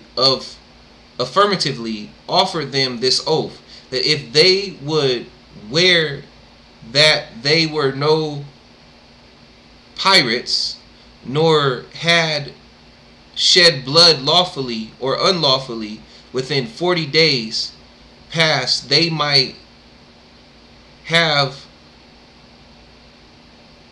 penance to land, to which they all readily protefling were conduced thereupon to the stranger's house, where they found, okay, or it's the other way around. Maybe it was the Indians who were afraid that the people who landed, or maybe you're talking about the Pilgrims or Columbus, that they landed. The Indians are afraid that they had diseases, because this is the first time they seen these people, and they were being like, look, if you basically they're saying, if you're not pirates, or if you haven't murdered someone lawfully or unlawfully within the 40 days, if none of those are the case, please come land on our land. You know, and that right there, you know, and anyway, I think y'all get the point. So let's go ahead and read these next pages. Accommodations. Hold on, let me go back. How where they found all accommodations, Nephri for their found, as well as their fic, who by their affiliates were their foon recovered. 3 days being baffled, the governor of that whole, being a Christian priest by function, offers his service to them and tells them that whereas before they had but short leave of granted, now the state had given them license to reside on land 6 weeks to reside. Oh, had given them license. Okay, so it says now, before they had but afore leave of so and so granted, now the state had given them license to reside on land 6 weeks. This courteous offer they embrace with all imaginable joy and thanks. It tells us how the next day at something the governor informs them of the quality, nature, and custom of that land of Bensalem or Bethlehem, how it was first made Christian, and preferred as the old world was from the deluge, by an ark through the apostolical and miraculous evangelism of Saint Bartholomew. The next day's conference relates how that though they lived remote and unknown to all other nations, yet they had the knowledge of the languages, books, and affairs of thee that lie a fair off distance. How the great Atlantis, which we call America. Okay, so they're basically talking about how the Indians had the knowledge of the lands of Europe and Africa somehow. How the great Atlantis, which we call America, abound once in tall ships. How the people of Peru through the South Sea, and those of Mexico through the Atlantic to the Mediterranean Sea, did both in 10 years space make 2 great expeditions upon Bensalem, but by the valor of one Althan king thereof, a wife and great warrior, who cut off their land forces from their ships, and entoiled both their navies and camps with greater force by sea and land, where reproof defiled by him when they were at his mercy. How within 100 years after divine revenge overtook the proud enterprises of the inhabitants of the great Atlantis, who were by particular deluge loft and utterly destroyed. From few wild inhabitants of the wood only escape, which is of the thin population of America. Okay, so they're saying that the population of America is only what's left of the few that made it out of the deluge, that escaped from the flood, and of their run-ins and ignorance, they being a people younger than the rest of the world by 1,000 years, how by this their traffic was lost with the Americans, with whom formerly in regard of their means they had comforts, how that navigation decaying everywhere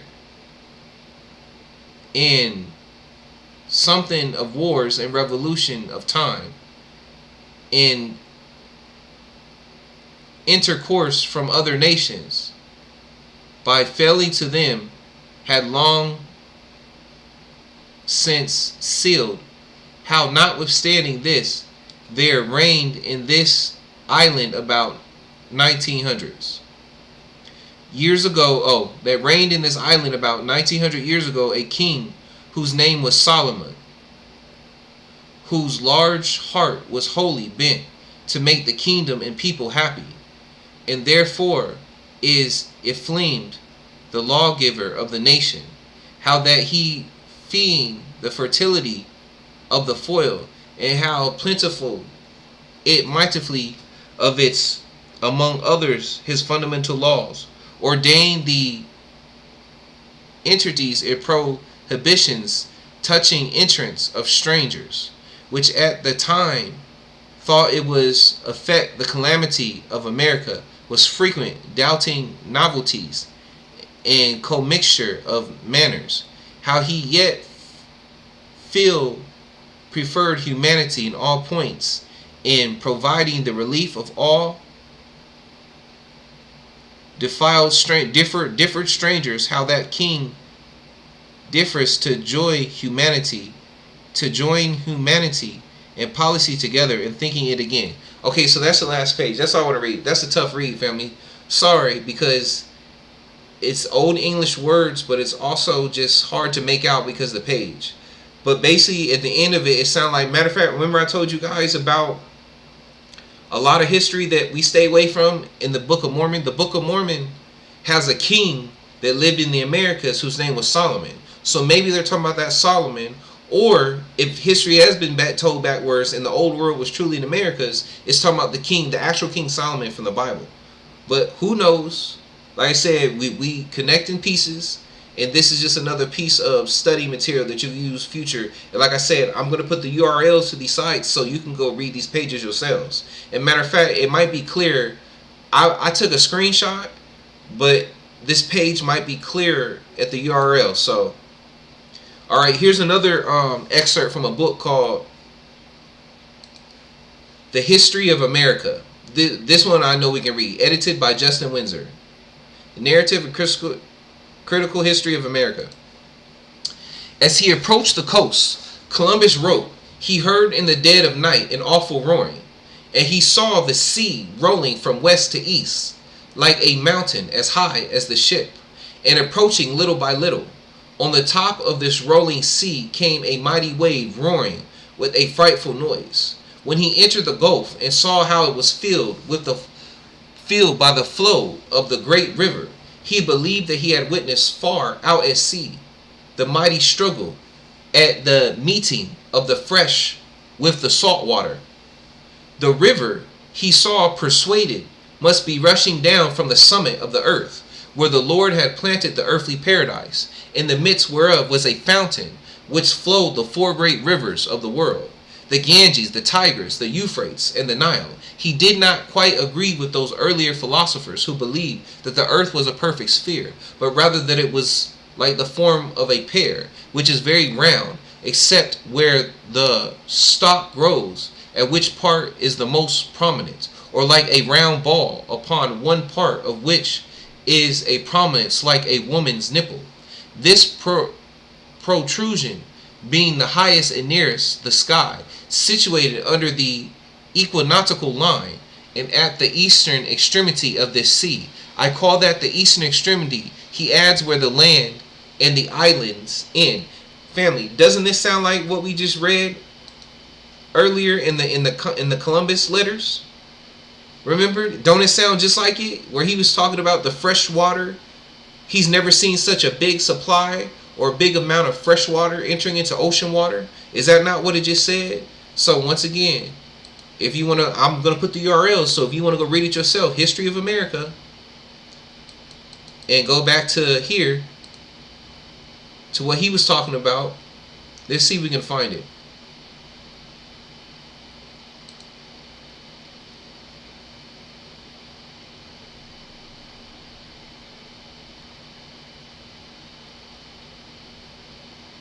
Hold on.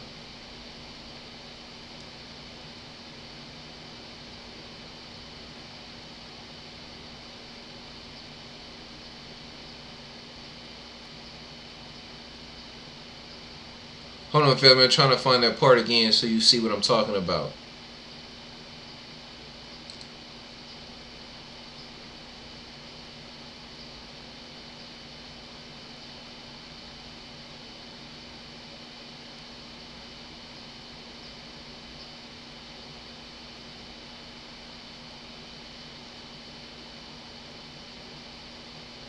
Okay, yeah, right here. There are great indications of this being the terrestrial paradise, for its site coincides with the opinion of the holy and wise theologians whom I have mentioned, and moreover the other evidences agree with the supposition, for I have never either read or heard of fresh water coming in so large a quantity in close conjunction with the water of the sea. The idea is also corroborated by the blandness of the temperature. And if the water of which I speak does not proceed from earthly paradise, it seems to be still greater wonder, for I do not believe that there is any river in the world so large or so deep. So there you go. Similar to, that's what we just read, right here.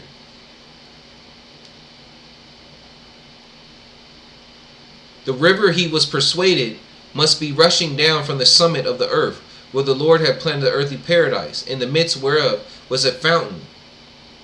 He did not quite agree with those earlier perfect sphere, but rather, hold on, where's it say? Anyway, yeah, family, we just read the same thing, okay? When he entered the gulf and saw how it was filled with the flow of a great river. It's the same thing, family. Anyway. Yeah. Oh, my bad. I haven't got the page on. But yeah. You see the resemblance. Okay, now, yeah, got some reading, so we're going to keep reading. Now I'm going to read from, let me go back, let me go to the picture, show you before we start. I'm going to be reading from the sealed portion, family, the final testament of Jesus Christ. This is a Mormon book.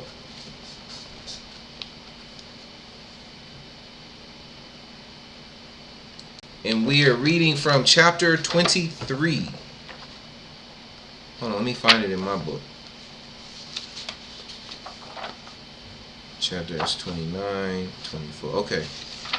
Chapter 23. Many of the children of Adam rebel against his counsel.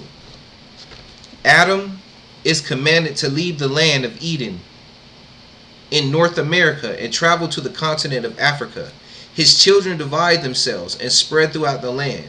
Those who remain in the land of Eden destroy themselves. Moroni explains why the history of the world is important. And it came to pass that after Adam had spoken unto his children at Adamon-dimon, he caused to be written all those things. That's a place that they named. He caused to be written all those things which he had said. And when these things had been written according to his commandment, he sent them unto all parts of the land, unto all of his posterity. And he gave special instructions to those who carried these words forth, even that they should go in among the children of Cain and the descendants of Benelli, and give unto them the commandments of the Lord. And it came to pass that as soon as those who carried forth his words entered into among the children of Cain, they were bound and tortured and slain, and the words that they carried forth were destroyed. And when word came unto Adam that his word had been destroyed, and that those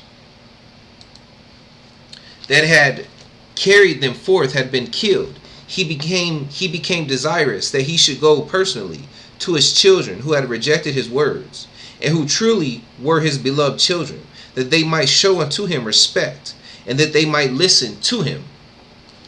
But the sons of Adam, and those whom he had gathered together, that they might discuss this matter, dissuaded him that he might not go in among them.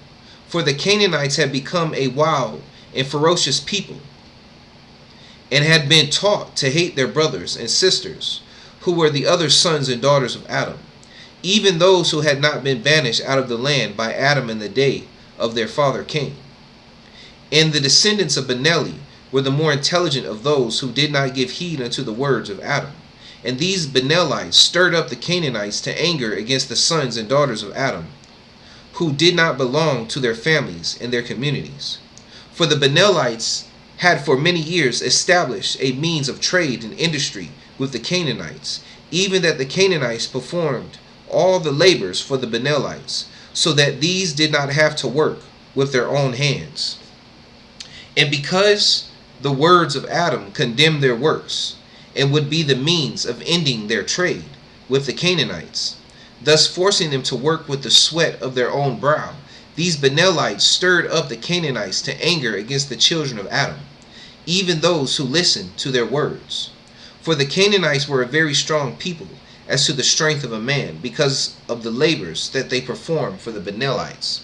And the righteous sons of Adam were also strong as to the strength of a man, yet their strength was in the health of their marrow, and the strength of their bones, which strength was increased by the Spirit of God, which was in them. But the Canaanites were much stronger than the other sons of Adam, because of the intense physical labor that they did perform daily to sustain the lives of the Benellites, who they accepted as their leaders. And at this time, ore and iron and steel, nor any other metal had not yet been discovered among the children of men. For these things were not necessary to sustain life, but were introduced later to the children of men by Satan, who used these things to augment the means of force in the armies that he useth to cause wars and horror upon the earth, as he had promised. And during the time of Adam, the men did often engage in feasts of strength, but these games were done in love and compassion for those with whom they competed. And it did not matter among them who was stronger than another, for they were strong used their strength for the benefit of the weak. For they that were strong used their strength for the benefit of the weak. And among the righteous children of Adam, the men did not know how to use their strength to take the life of another, nor were they trained in using their strength to defend themselves. But the Canaanites were experts at the art of fighting and conquering. Yea, the games among them were fought to the death. And he that was victorious over another received great honor and distinction among them. Therefore they were strong as to the skills that were necessary to conquer another. And it came to pass that the Benellites organized the Canaanites into armies and elected captains and chiefs among them. And their desire was that they should become sufficiently strong enough to invade the land of Eden and take the sons and daughters of Adam captive, so that they could be the leaders of the whole land. And it came to pass that Adam was given word of the preparations of the Benellites and the Canaanites to come in among them and take over the land. And because of this, Adam became exceedingly sorrowful and mourned many days before the Lord, praying unto him that this thing might not come to pass. And the voice of the Lord came unto Adam, saying, Behold, it is expedient in me that I allow this thing to come to pass. For I have granted unto the children of men their agency to choose for themselves the laws by which they shall live, and the happiness that they would desire. And it is necessary that they experience all the vicissitudes of mortality, so that they shall understand the great necessity in keeping my commandments, which I have given unto them. And now, my beloved son, lift up your head, and be of good cheer. And be of good cheer, for behold, thou hast kept my commandments, and hast done all those things which I have commanded thee to do. And it is not because of your sins that your, let me make sure my Bible, okay. And it is not because of your sins that your children desire to disobey my commandments, for thou hast taught them what they should do. and their sins shall be answered upon their own heads. Hold on, read it. What does it say? And it is not because of your sins that your children desire to disobey my commandments, for thou hast taught them what they should do, and their sins shall be answered upon their own heads. And now a commandment I give unto thee, that thou and those who follow thee should leave the land of Eden, and make vessels in which ye can cross the great waters, and enter into a land that have been prepared for you. And this land is not as verdant and comely as the land of Eden, but it is the land that I desire that the generations of men inhabit for their own sake. For the land of Eden shall be withheld from the knowledge of the children of men, until the time that I shall make it again known unto them. And because the children of men choose to disobey my commandments, and this, remember, okay, so I don't lose this part, remember what we read, family, in the book of Esdras, where it said that you hid where it said you should. Hold on, let me go back. We on page 132. Let's go back for a second. Right here, where it says, upon the third day you did command that the water should be gathered in the seventh part of the earth. The seventh part, in other words, 7 continents. 6 parts have you dried up and kept them, to the intent that of these some being planted of Elohim and tilled might serve you. Okay, remember, they're in Eden in the Americas. So I want to show you out here. So back at 132. For the land of Eden shall be withheld from the knowledge of the children of men, until the time that I shall make it again known unto them.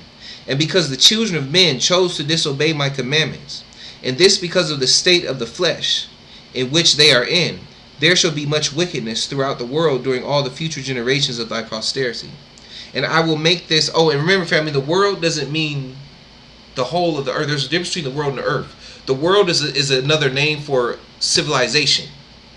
So the world of European civilization is different from the world of Asian civilization. The Asian civilization is different from the world of African civilization. African civilization is different from the world of Arab civilization. Arab civilization is different from the world of North American civilization. North American civilization is different from the civilization of South American civilization. So the world doesn't mean the earth, family. It just means a particular place, a different realm of influence of a certain government. And I will make this land of Eden a promised land unto those whom I will, and I will cause that it shall be a place of refuge and freedom. And because the children of, I'm back at verse 21. And because the children of men chose to disobey my commandments, and this because of the state of the flesh in which they are in, there shall be much wickedness throughout the world during all the future generations of thy posterity. He talking about in the land of Eden. And I will make this land of Eden as a promised land unto those whom I will, and I will cause, never mind, he talking about like Africa and the continents. And then when they become evil, then now Eden will be opened up again and will be open to the righteous. And we're going to read that later on about who went to the land of Eden before Columbus. And I will make this land of Eden a promised land unto those whom I will, and I will cause that it shall be a place of refuge and freedom for those of thy posterity that honor me and keep my commandments. And if I did not save a promised land for this purpose, then the wicked of the earth would soon overcome the righteous, and the ends of the creation of the earth would be frustrated and complicated. For the wicked shall destroy the wicked, and unless I take the righteous from among them, they will destroy the righteous also. And I would that ye should teach your children to keep my commandments in all things. And I have commanded you to love one another, and to give to him that asketh of thee, and that if ye are struck on the left, turn again the right, that it might also be struck. And I have commanded you to love your enemies, and do good to them that hate you, and persecute you, and despitefully use you. And I have covenanted with you, that if ye shall do these things, then ye shall prosper in the land. But if ye do not do these things, then ye shall perish in the land with the wicked.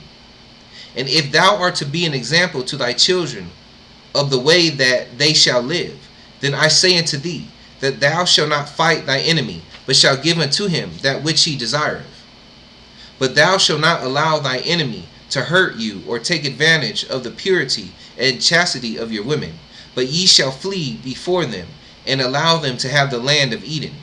And if ye shall do these things and keep my commandments, ye shall be blessed. But ye shall flee before them, and allow them to have the land of Eden. And if ye shall do these things and keep my commandments, ye shall be blessed, and I will prepare a way whereby thou and thy posterity might be saved. Now go, my son, and teach these things unto thy children. Remember that I have saved that he that shall find his life shall lose it, and he that loseth his life for my sake shall find it. And if ye lose your life in keeping the commandments of God, then shall ye be received in the kingdom of God, in a state of never-ending happiness. But if ye live or die in your sins, ye shall be received in a state of misery. These are my words and commandments unto thee. And it came to pass that when Adam had received the word of the Lord, he called unto him all those that would give heed to his words. And when they had gathered before him, Adam recounted unto them all the words of the Lord. And there were those among them that were angered because of these words. And it was their desire that they should stand up to the Benelites and the Canaanites and defend the land against them.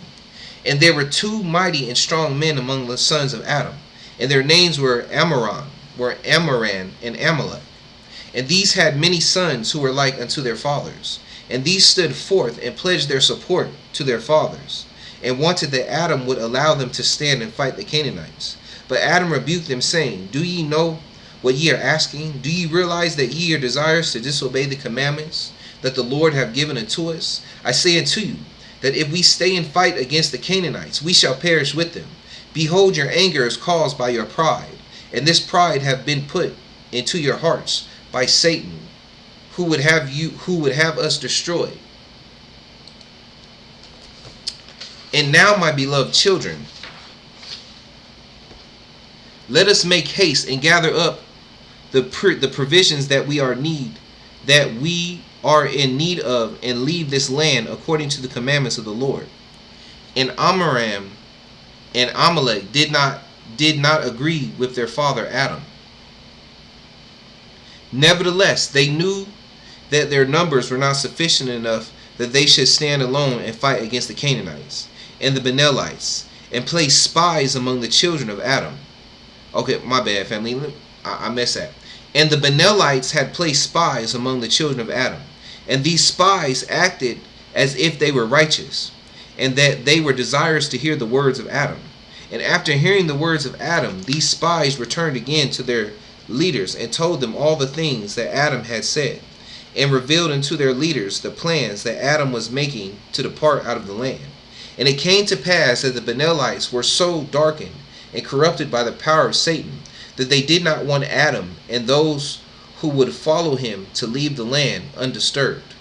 And they knew that they were going to inherit the land of Eden. For this had been one of the purposes for which they had stirred up the Canaanites, to anger against the other sons and daughters of Adam. But their utmost desire was to enslave the children of Adam, so that they would not have to work with their own hands. And the leaders of the Benelites called together their captains and their chiefs, and gave unto them a commandment, that they should immediately go in among the people of Adam, and keep them from leaving the land of Eden. And it came to pass, that as the Canaanites were gathering their armies together to do that thing that they were commanded, an exceedingly great storm gathered in their lands. And there came great whirlwinds, that carried many of them away, and destroyed their homes and their precious things. And the Canaanites became sore afraid, and did not unite at this time to go up against the people of Adam. And thus we can see the promise of the Lord shall be fulfilled unto all those who keep his commandments. And it came to pass that Adam and those who followed him were guided by the Spirit whither they should go. And they constructed ships that they had never before seen among them, even according to the Spirit that directed them in the construction of these ships. And they carried forth many of the seeds that they had harvested in the land of Eden. And they also took with them many of the animals that they had trained to help them till the earth, and harvest the fruits thereof. And it came to pass that they set forth upon the many waters, and traveled until they came to a great continent, and they had never seen before. And they entered into a waterway that carried them into the middle of this continent.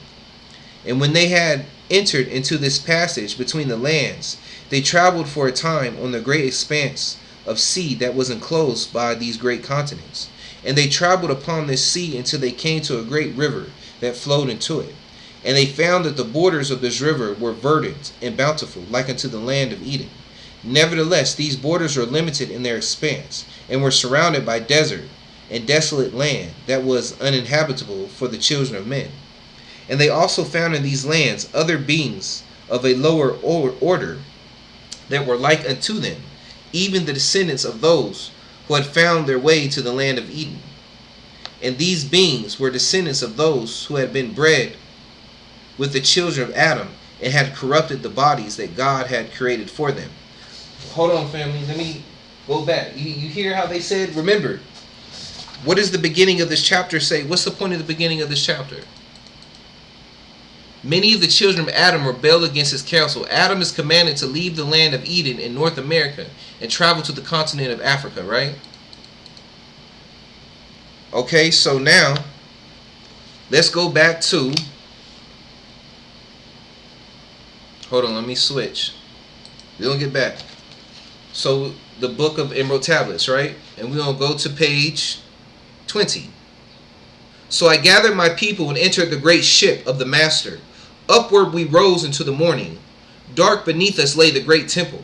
Suddenly the waters rose over it, and the great temple vanished from earth into the time appointed. Fast we fled toward the sun of the morning, until beneath us lay the land of the children of Kim. Raging they came at us with cudgels and spears, lifted in anger, seeking to slay and utterly destroy the sons of Atlantis. But I raised my staff and directed a ray of vibration, striking them still in their tracks, as if fragments of stone. Then I spoke to them in words calm and peaceful, telling them of the might of Atlantis, saying, we were children of the sun, and its messengers. I cowed them with my display of magic science, and when I released them, they groveled at my feet. Hold on, give me a second. Long we dwelt in the land of Kim, long and yet long again, until obeying the commands of the master, who while sleeping yet lives eternally. I sent the sons, or matter of fact, so the master could be the Holy Spirit, sleeps eternally within what? Your body. The Spirit of the Most High sleeps within you. Until, unless you know how to meditate and talk to the Spirit of the Most High, family. Look, I'm just saying, look at the comparisons. Long I dwelt in the land of Kim. Hold on.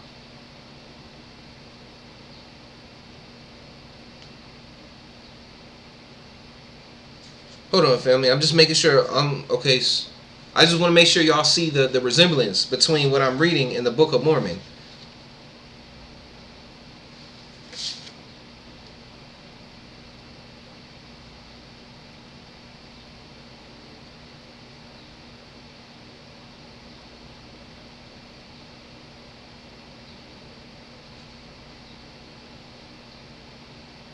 Okay, anyway. But yeah, I just wanted to read that to remind y'all in the Emerald Tablets. I wanted to show y'all the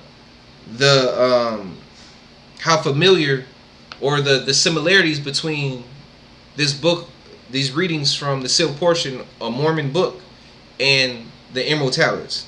And they traveled upon the sea until they came to a great river that flowed into it. Oh, hold on, let me go back. I'm starting, okay, no, let me go to 45. And they also found, okay, hold on. Okay, yeah, I'm starting at verse 45.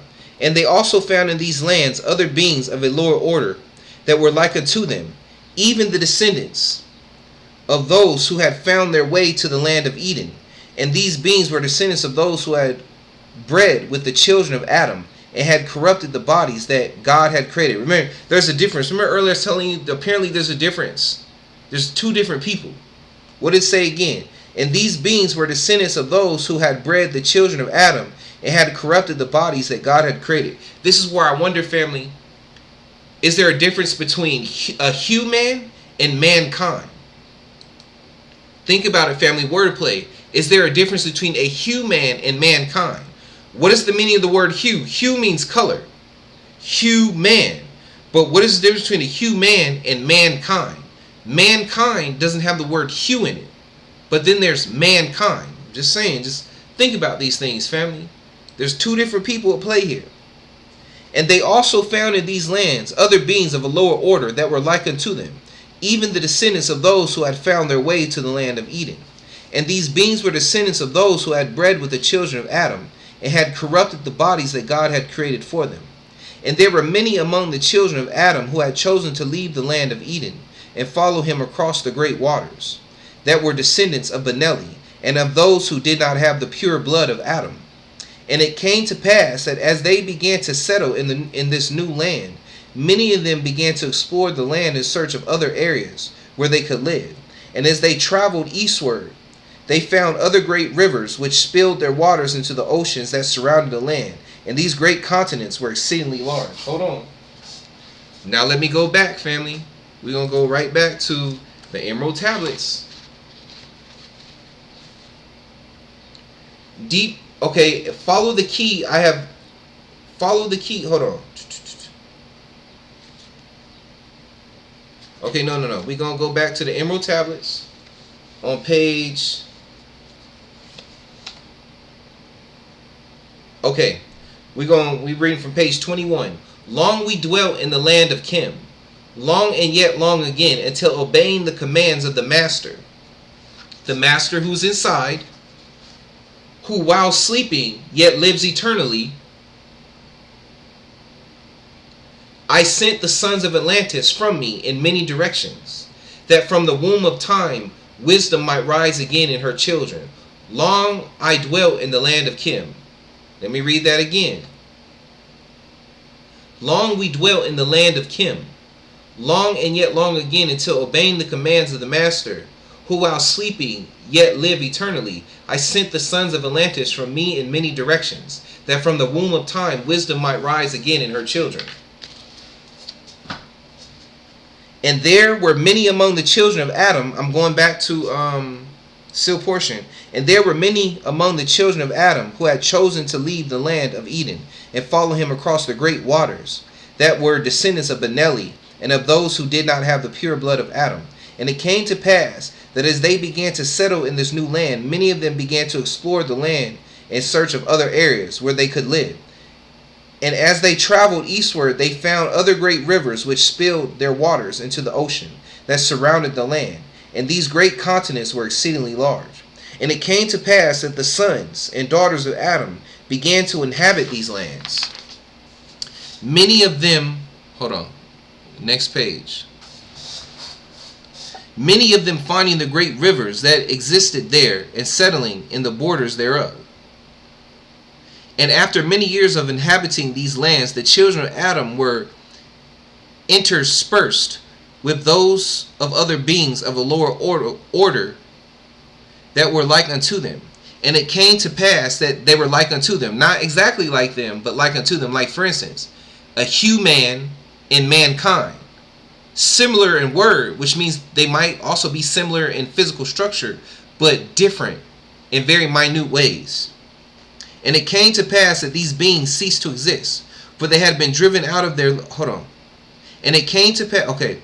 And after many years of inhabiting these lands, the children of Adam were interspersed with those of other beings of a lower order that were like unto them. And it came to pass that these beings ceased to exist, for they had been driven out of their lands by the children of Adam, or mixed in with them, contrary to the commandments of God concerning this thing. And Amalek and Ammoron rebelled against Adam, and were desirous to return again to the land of Eden, and take back the land that they had left for the Benelites and Canaanites to possess. And because they rebelled against Adam, they did not carry with them the words that he had caused to be written, which words contain the commandments of God. And because they had no other form of writing among them, which to use an example to teach their children their language, became corrupt. And it came to pass that all those who did not carry forth the words that Adam had caused to be written soon found that their language and manner of communication had become corrupted. And in this way the peoples of the earth began to divide themselves and create their own languages and cultures among them. But among those who listened to the words of Adam and obeyed the commandments of God, and carried this written word among them. Yea, even among these they did retain the pure language that Adam had received from the Father. And it came to pass that in the land of Eden there began to be many wars. And it came to pass that in the land of Eden there began to be many wars and contentions among the Canaanites. And after not many years the contentions increased. And it came to pass that in the land of Eden there began to be many wars and contentions among the Canaanites. And after not many years the contentions increased to such a degree that the Benelites could not maintain control over them any longer. And the Canaanites had organized themselves into tribes that consisted of the leaders that the Benelites and caused to be formed.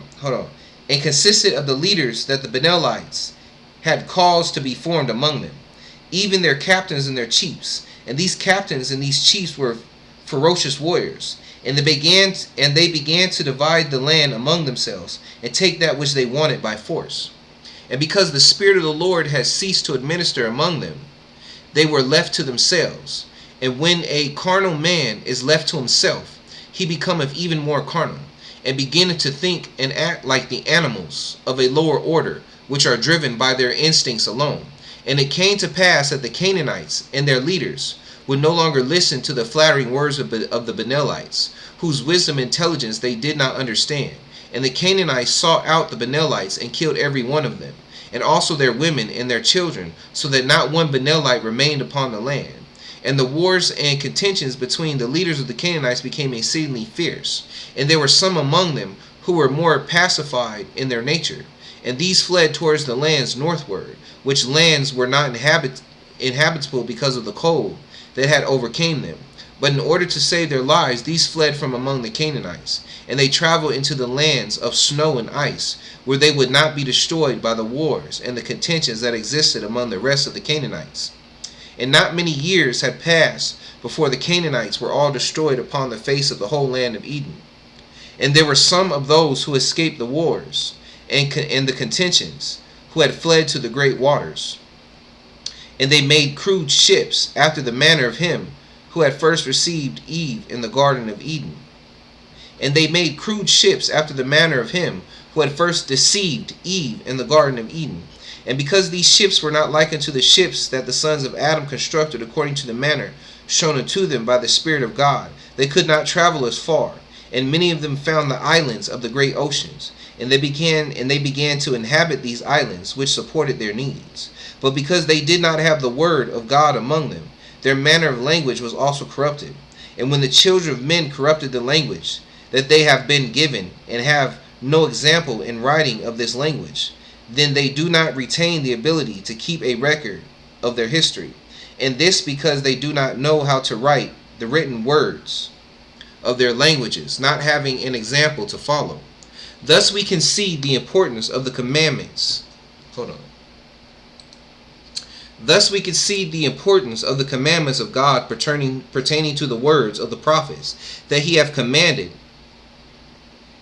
the children of men to keep among them. And thus we can see the importance of keeping a record of the people. And the brother of Jared saw all these things according to the manner in which it was presented unto him by the Spirit. And I, Moroni, can only write a small part of all that the brother of Jared saw pertaining to the children of Adam and their history.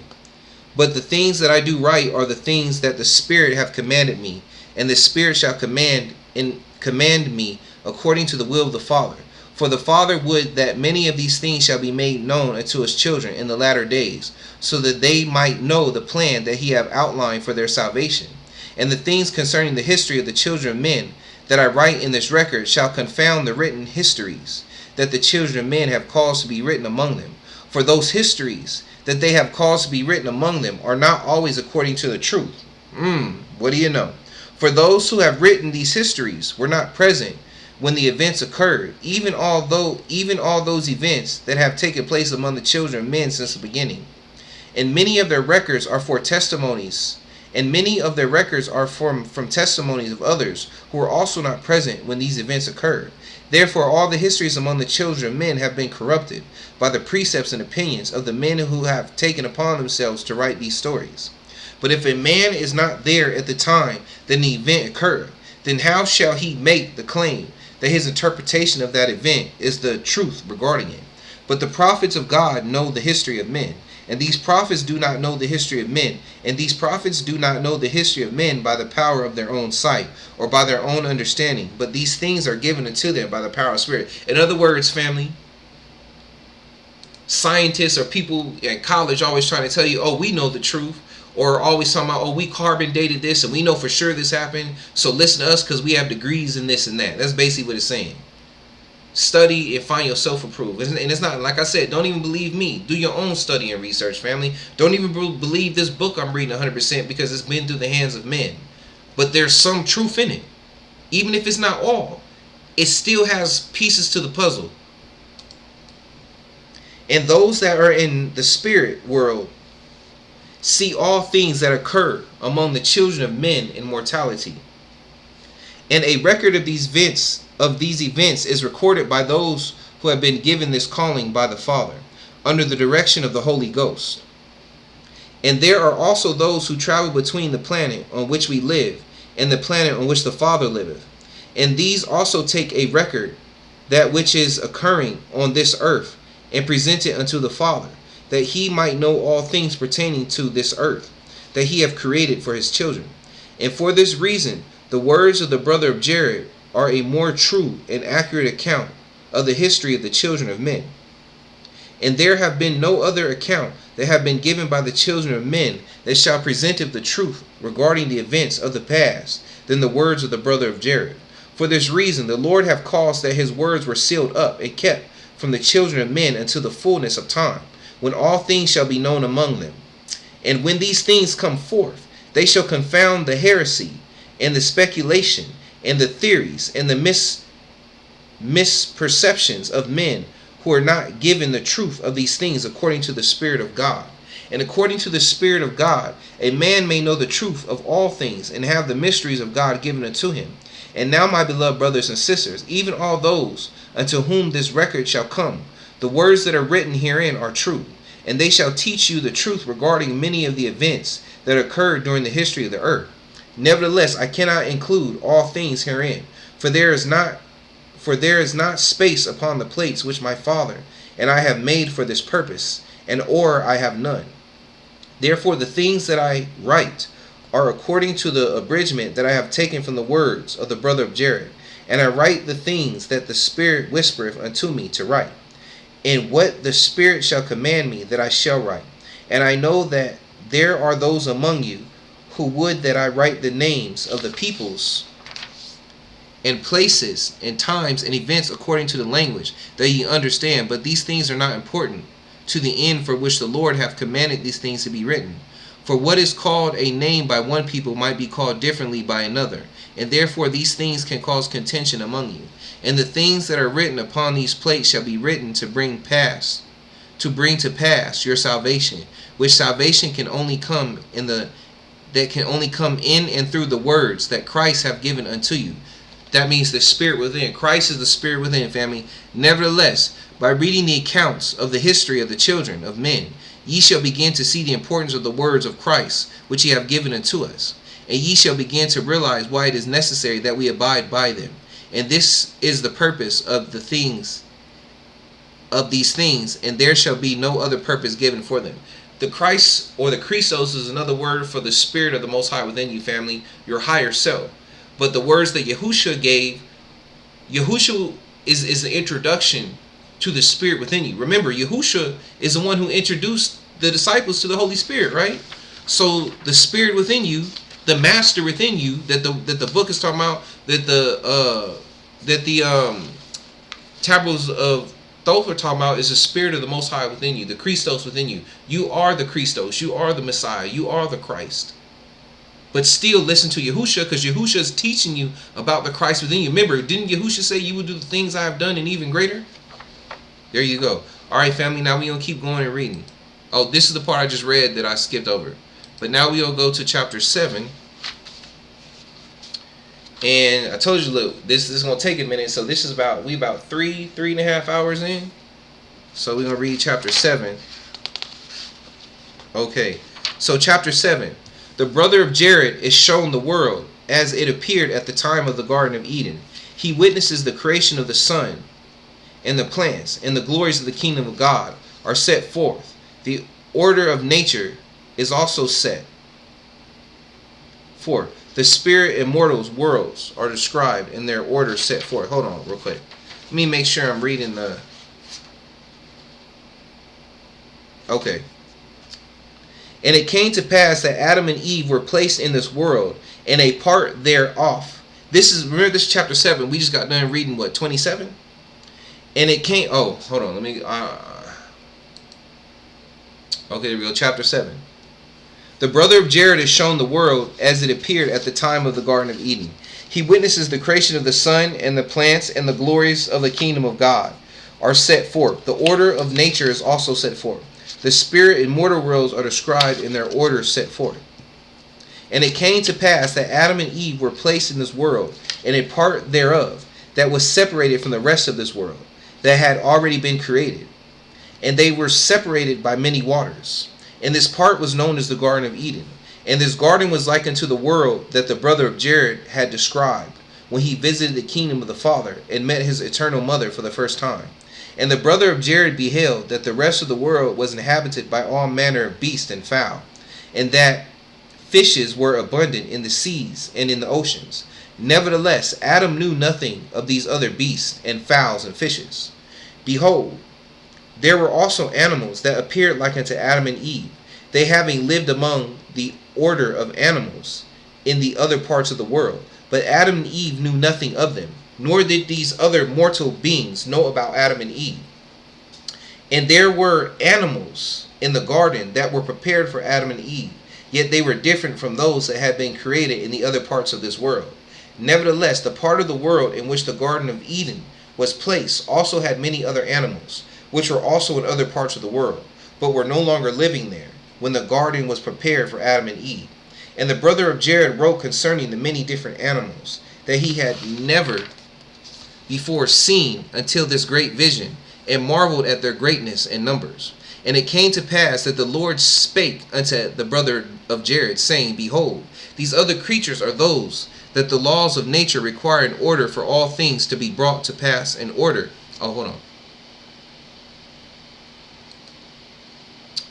Before seen until this great vision, and marveled at their greatness and numbers. Hold on, let me. And the brother of Jared wrote concerning the many different animals that he had never before seen until this great vision, and marveled at their greatness and number. And it came to pass that the Lord spake unto the brother of Jared, saying, Behold, these other creatures are those that the laws of nature require in order for all things to be brought to pass in order. Behold, one day all creatures will be known by the inhabitants of the earth, so that they may understand how the laws of nature in heaven cannot be altered or changed. For many changes will take place in the parts of the world separated from the garden in which Adam and Eve have been placed. And these changes will prepare the earth to pass through its probationary state, so that it too can receive its parasitical glory. Now I, Moroni, will not dwell much on the things which the brother of Jared learned at this time from the Lord. For these things will be made. You know, real quick family, when I read where it says, for many changes will take place in the parts of the world separated from the garden in which Adam and Eve have been placed. And these changes will prepare the earth. Remember, the earth is the land, to pass through its probationary state, so that it too can receive its parasitical glory. In other words, family, remember the movie The Eternals, family? And remember how in The Eternals, the big robot god told the Eternals to not get attached to the people on earth, because eventually, you know, they're gonna die. Why? Because the earth is really a robot. It's a being, and all the people on earth are used to feed the spirit of the robot, family. So basically, the earth itself is a spirit, family. The earth is an individual, you know, and we're here for a reason. So basically, that's what I get. So a lot of these stories are coming together. I hope y'all understood what I was saying. If you don't understand what I'm saying, listen to what I just read and go back to the Eternals. I'm gonna read it again. For many changes will take place in the parts of the world separated from the garden in which Adam and Eve have been placed. And these changes will prepare the earth to pass through its probationary state, so that it too can receive its parasitical glory. Why would the earth need to go through probationary state if it was just an inanimate object? Everything has a spirit in it, family, because remember, everything is made from the spirit of the Creator. Everything in the physical was manifested from the spirit. So everything has the spirit of the Creator literally running through it. Now I, Moroni, will not dwell much on the things which the brother of Jared. Hold on. Now I, Moroni, will not dwell on the things which the brother of Jared learned at this time from the Lord. For these things will be made known at a later time in this record, where the discovery and understanding of these changes in nature and also of these animals will be discovered and understood by the children of men. It sufficeth me to say that the Lord worketh with the laws of nature, as they have been decreed from the beginning. Behold, these laws cannot be altered and must be obeyed in order for an eternal work to progress. Even God cannot alter the laws of nature, which are the eternal laws of heaven. Nevertheless, he useth them for his purposes and for his glory. Remember, difference between God and the Creator. And now I, Moroni, find it expedient to expound upon the words of the brother of Jared, which he wrote concerning the creation of his world, concerning the creation of this world, and also the worlds that are nearest unto the sun, which was created by the Father. Hold on, family.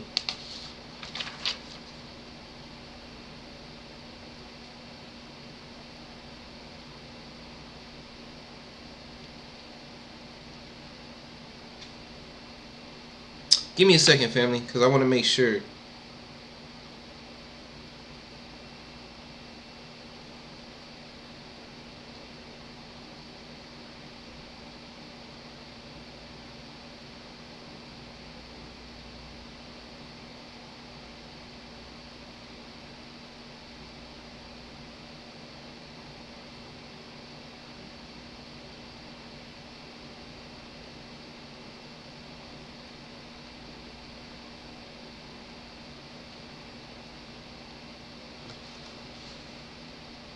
Oh, family, hold on. I should have paid more attention, cause yeah,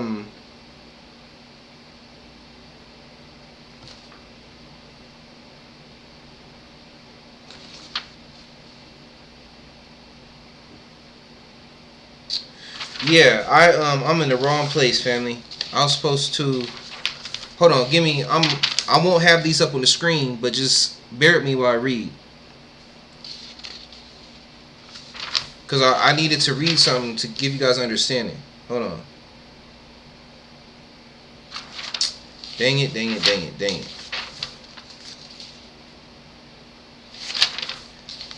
Hold on, family. You're not going to have these pages on screen, but I'm gonna read it to you. I just want to read some certain parts. Give me a second. I got to go through this book real quick. I got to find certain... Oh man, I apologize, family. I was or maybe it was one of these other ones.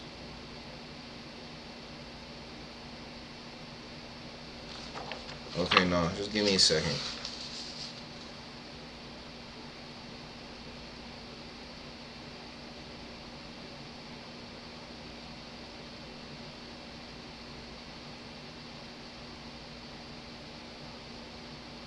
Hold on, I think I found it.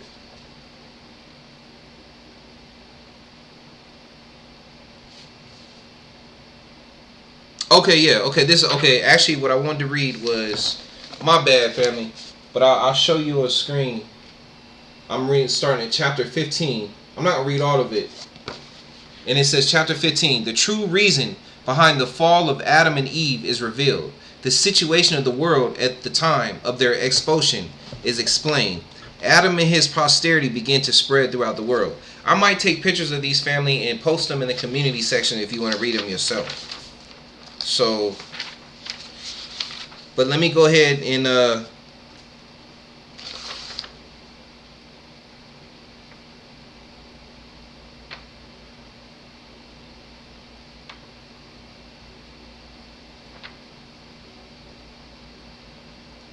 okay, here we go. I'm gonna start at verse 13 of chapter 15. And I saw the lands that surrounded the great land wherein was placed the Garden of Eden. And these lands were great, and there were a great many waters that separated these lands from each other. But in the beginning of the creation, this was not so, for the land was one of itself. This being the purpose of the Father in allowing the plants to grow and populate themselves, one with another, that there might be air to breathe, and an atmosphere created upon the planet that he had formed into a world for his children. And the flowers and the plants that he caused to grow upon the earth and cover it with their abundance could not do so, except that the land was one of itself. And I saw many animals. You know, that also sounds kind of like hold on, family, let me see. That sounds a lot like I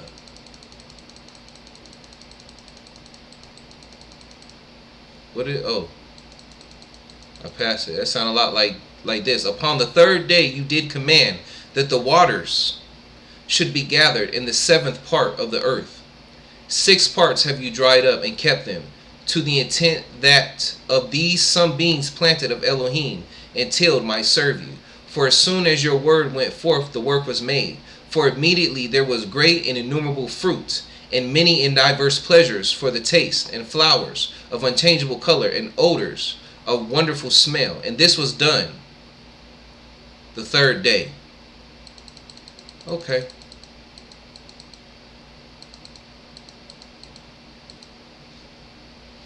But yeah, let me get back to. Okay, so I'm at verse 14. Remember, fam, I'm gonna take a picture of these and put them in the community section. So, and I saw the lands that surrounded the great land wherein was placed the Garden of Eden. And these lands were great. And there were a great many waters that separated these lands from each other. But in the beginning of the creation, this was not so. For the land was one of itself, this being the purpose of the Father in allowing the plants to grow and populate themselves one with another.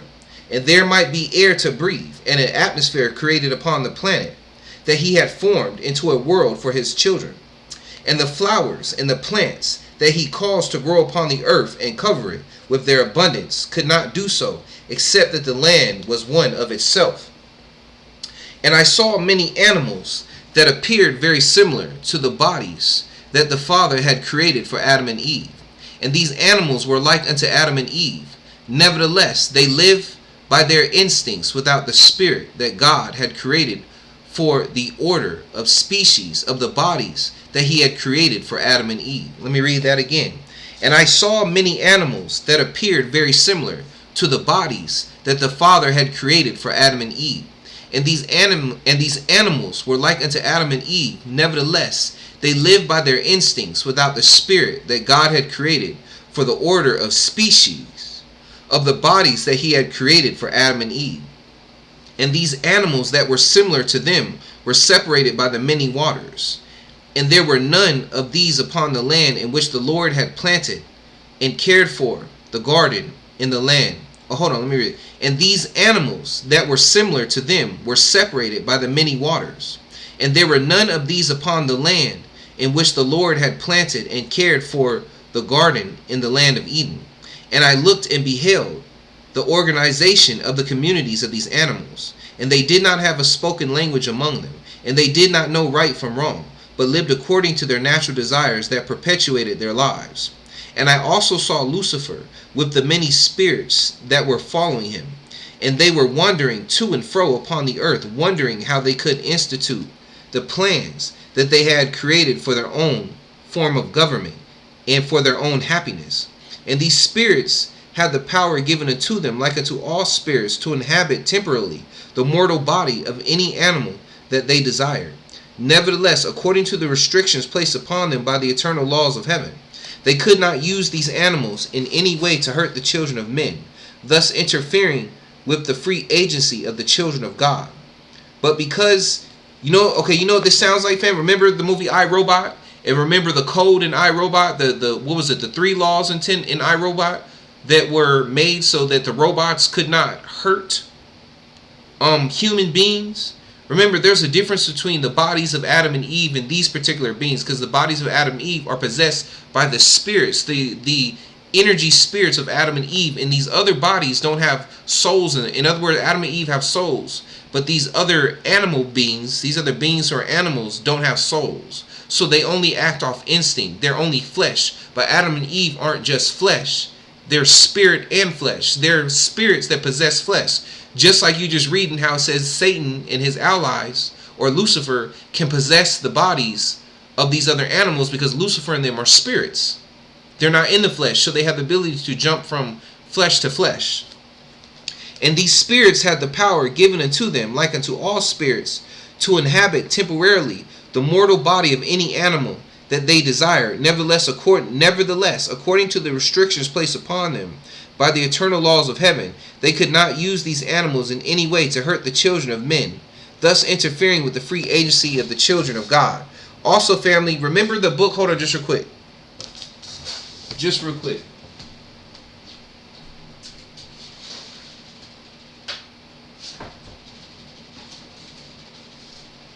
I still haven't finished reading this book, but remember, if you follow me reading these books, family, what I'm reading right now, this book talks about a race of man-like animals who are very hairy. They almost sound like apes, but they don't have souls. They're different from the children of Adam and Eve, and this book explains it more. I think they're called the forestlings or halflings or grasslings, something like that, but they're described like hairy beasts. And matter of fact, when you come into Emerald Tablets, once again, fast we fled toward the sun of morning, until beneath us lay the land of the children of Kim, raging. Hold on, what did he say?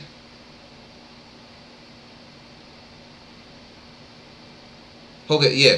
The master then called to me, saying, gather my people together by the arts ye have learned. Take them far across the waters until ye reach the land of the hairy barbarians, dwelling in caves of the desert. Let me read that again. Emerald Tablets, page 20. Gather my people together by the arts ye have learned. Take them far across the waters until ye reach the land of the hairy barbarians, dwelling in the caves of the desert.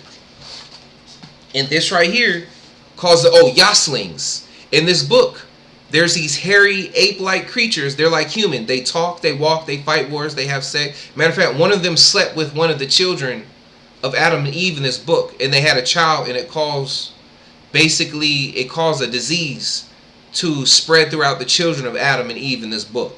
And they're called Yoslings. They're like hairy ape-like creatures. Remember the movie Planet of the Apes and things like family?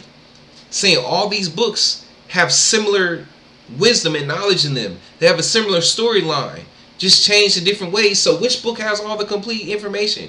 Who knows? But hey, let's keep going. Just saying, family, this is why you gotta search line upon line, precept upon precept, here a little and there a little.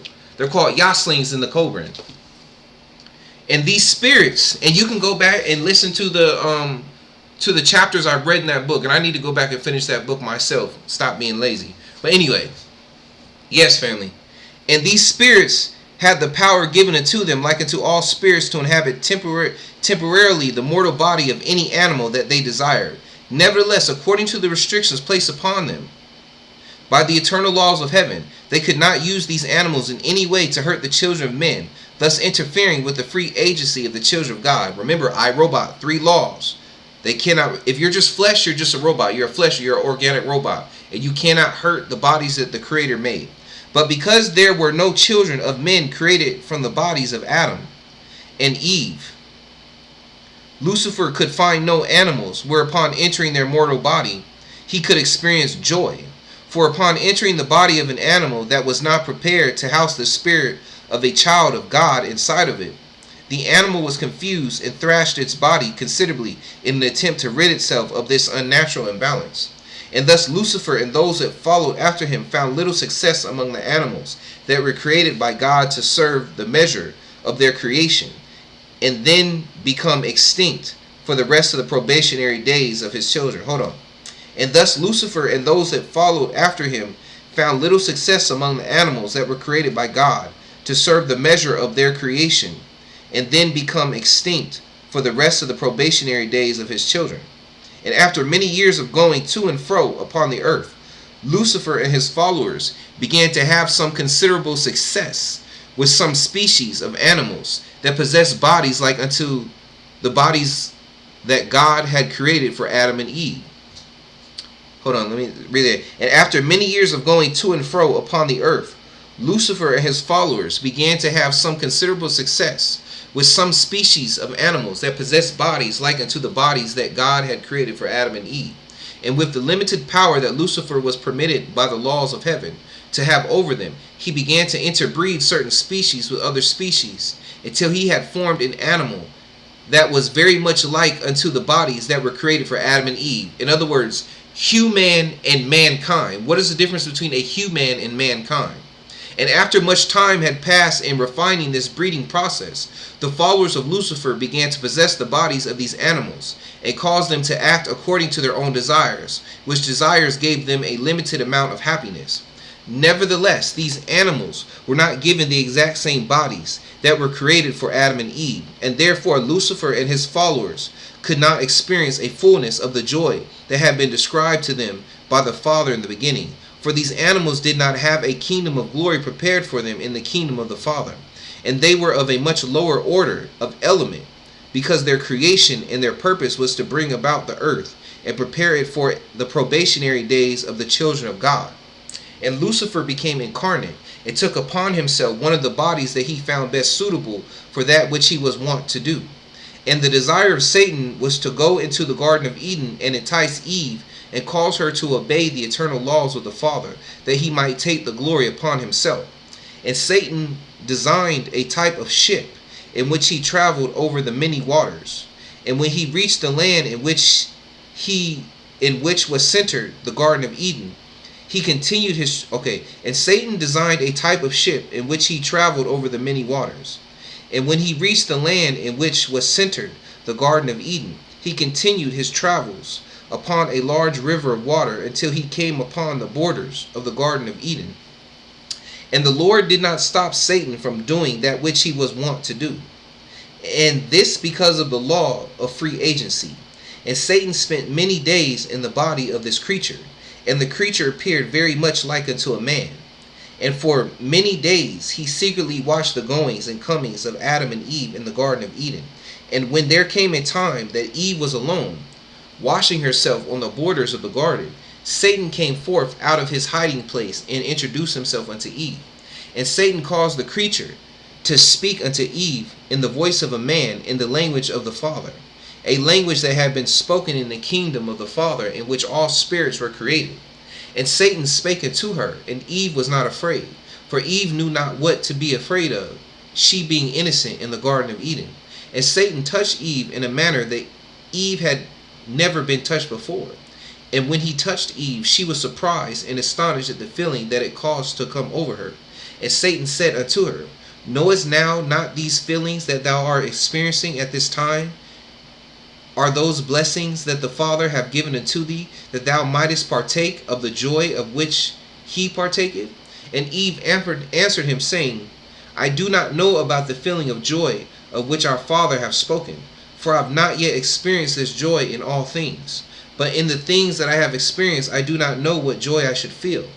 And Satan said unto her, When I touch thee in this way, doth it not give unto thee the feeling of joy? And these feelings are the only way that thou canst comply with all the commands of the Father.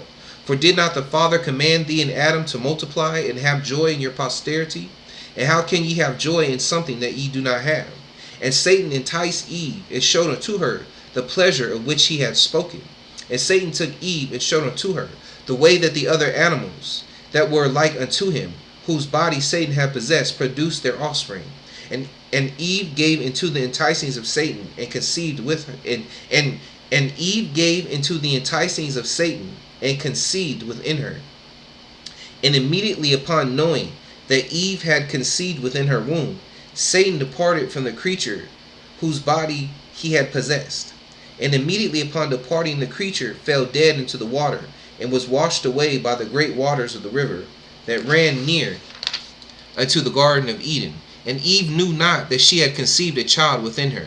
And immediately there appeared at her side Mary-Hala, who was the mother of her spirit. And Mary-Hala consulted with Eve, and explained unto her what Satan had done. And Eve was saddened greatly for that which she had done, and found little solace in the comforting words of her eternal mother.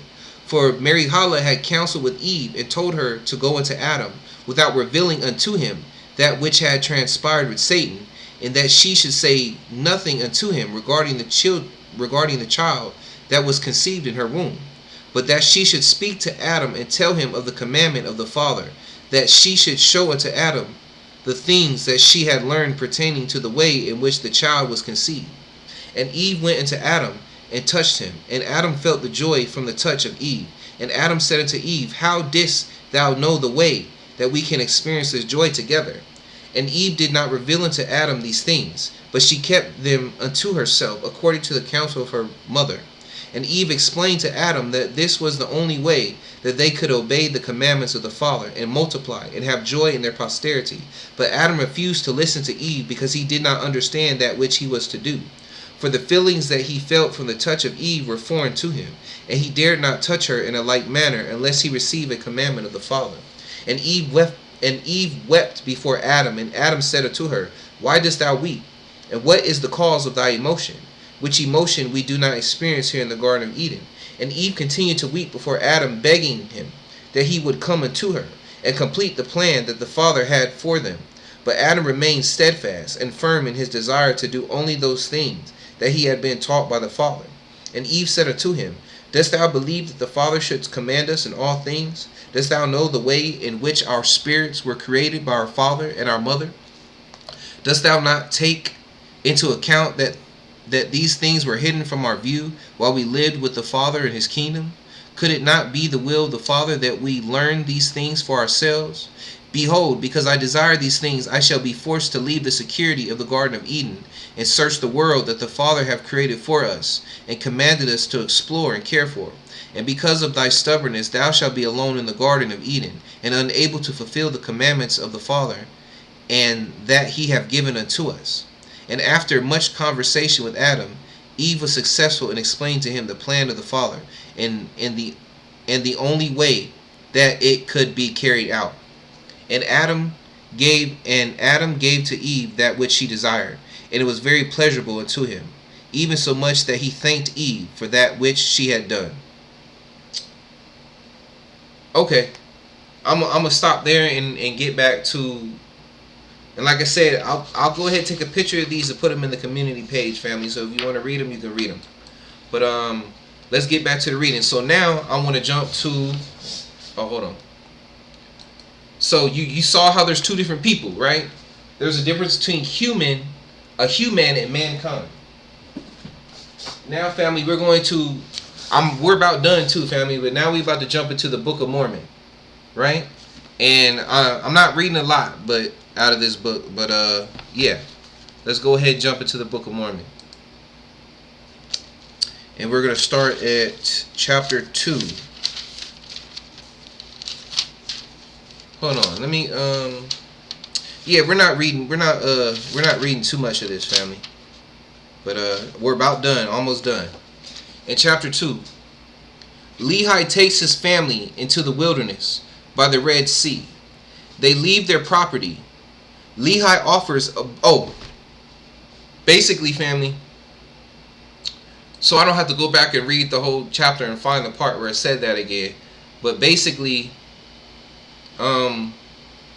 now we're reading about how this is a story about the Israelites in the Middle East or Africa or whatever you want to call it. And this is about the prophet Lehi and the prophet Nephi, who the Creator gave the ability to cross the many waters to come back to the land of Eden, to the Americas, from the 6 continents on the other side of the world. So this is a story of people coming to the Americas before Columbus. So remember how we read in the seal portion about how Adam and Eve left the land of the Garden of Eden and crossed the many waters and took their children to Africa, and they spread all throughout there. Well, this is a story that takes place in the Book of Mormon after that, during the time of the Kingdom of Israel in modern day Middle East, right? And this is right before, in the Bible, this takes place right before, not right before, but years before the Babylonian invasion, the first Babylonian invasion of Israel, to where Daniel and them were carried off to Babylon. You know, Belshazzar, Daniel, and Meshach and Shadrach. This story takes place right before that. Not right before, like the day, but like decades before, something like that. Anyway, so we're starting in the Book of Mormon, chapter 2, and this story is leading up to them, like I said, the descendants of the tribe of Manasseh, or is it Ephraim? It's either Manasseh or Ephraim. That's who Lehi is descended of. The tribes of Ephraim, Manasseh, or Joseph, and they crossed. The Creator blesses them to be able to cross the many waters to go to the new promised land, aka Eden in the Americas. The native, in other words, the progenitor of the Indian races in the Americas. Lehi takes his family into the, Lehi, chapter 2, Lehi takes his family into the wilderness by the Red Sea. They leave their property. Lehi offers a sacrifice to the Lord and teaches his sons to keep the commandments. Laman and Lemuel murmur against their father. Nephi is obedient and prays in faith. The Lord speaks to him, and he is chosen to rule over his brethren. I'm not going to read this whole chapter, family. I'm only reading a few verses to show you what I'm talking about.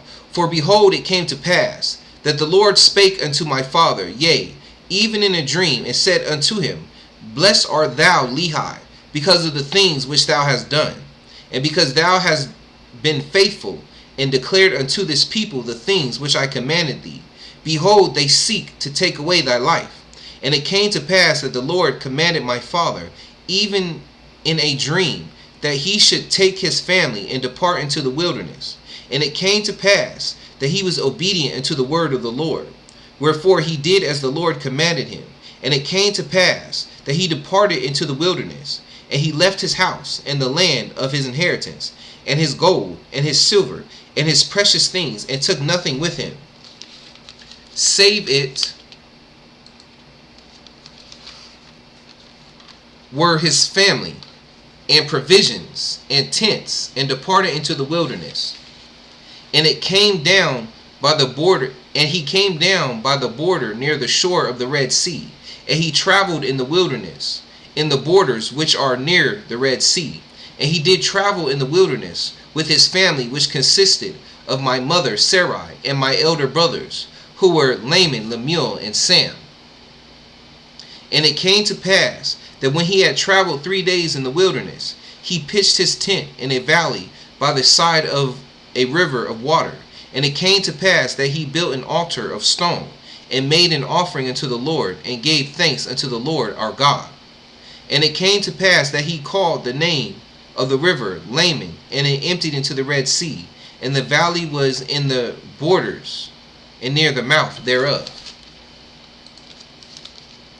Okay, now we're going to, dang it, see, now I done messed up.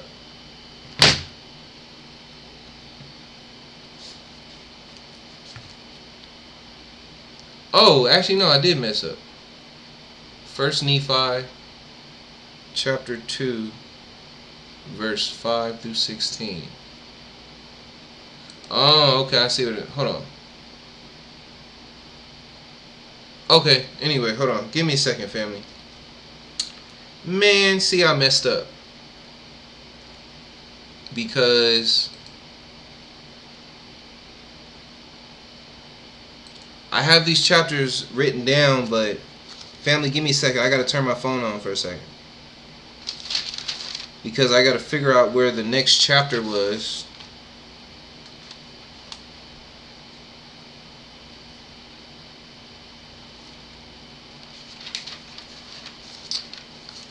Or maybe I can find it before my phone.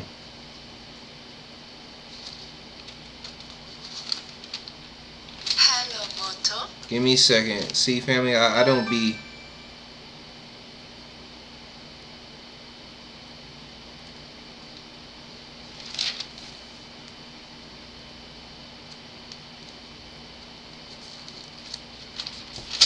Okay.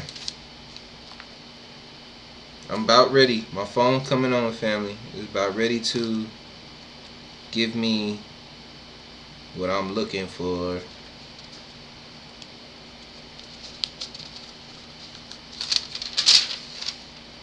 Okay, bet. It's coming up. Give me a second.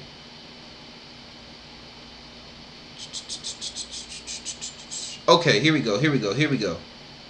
First Nephi chapter 2. Okay, yeah. Okay, 17. First Nephi chapter 17, verse 6 through 8. Okay, here we go. We back on track, family. Hold on, no. Dang. First Nephi chapter 2, verse 1 through 7. First Nephi chapter 17, verse 6 through 8. Hold on, family. Something's wrong. I done made a mistake.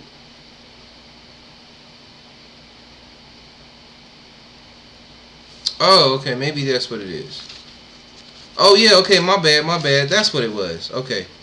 Okay. We back on track, family. And it came to pass. Hold on. Dang. I'll be reading now First Nephi chapter 17 verses, First Nephi chapter 17 verses 6 through 8. And it came to pass that we did pitch our tents by the seashore,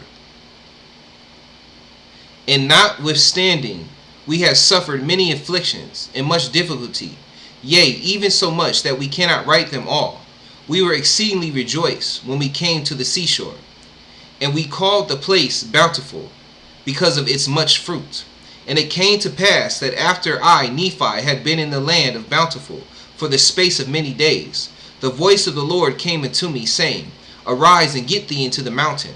And it came to pass that I arose and went up into the mountain, and cried unto the Lord.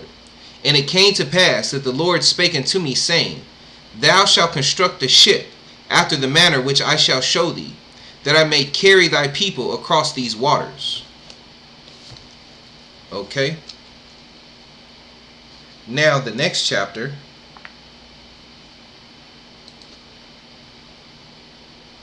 Now we'll be reading chapter 18. Verses 1 through 9. Chapter 18, verses 1 through 9. Okay.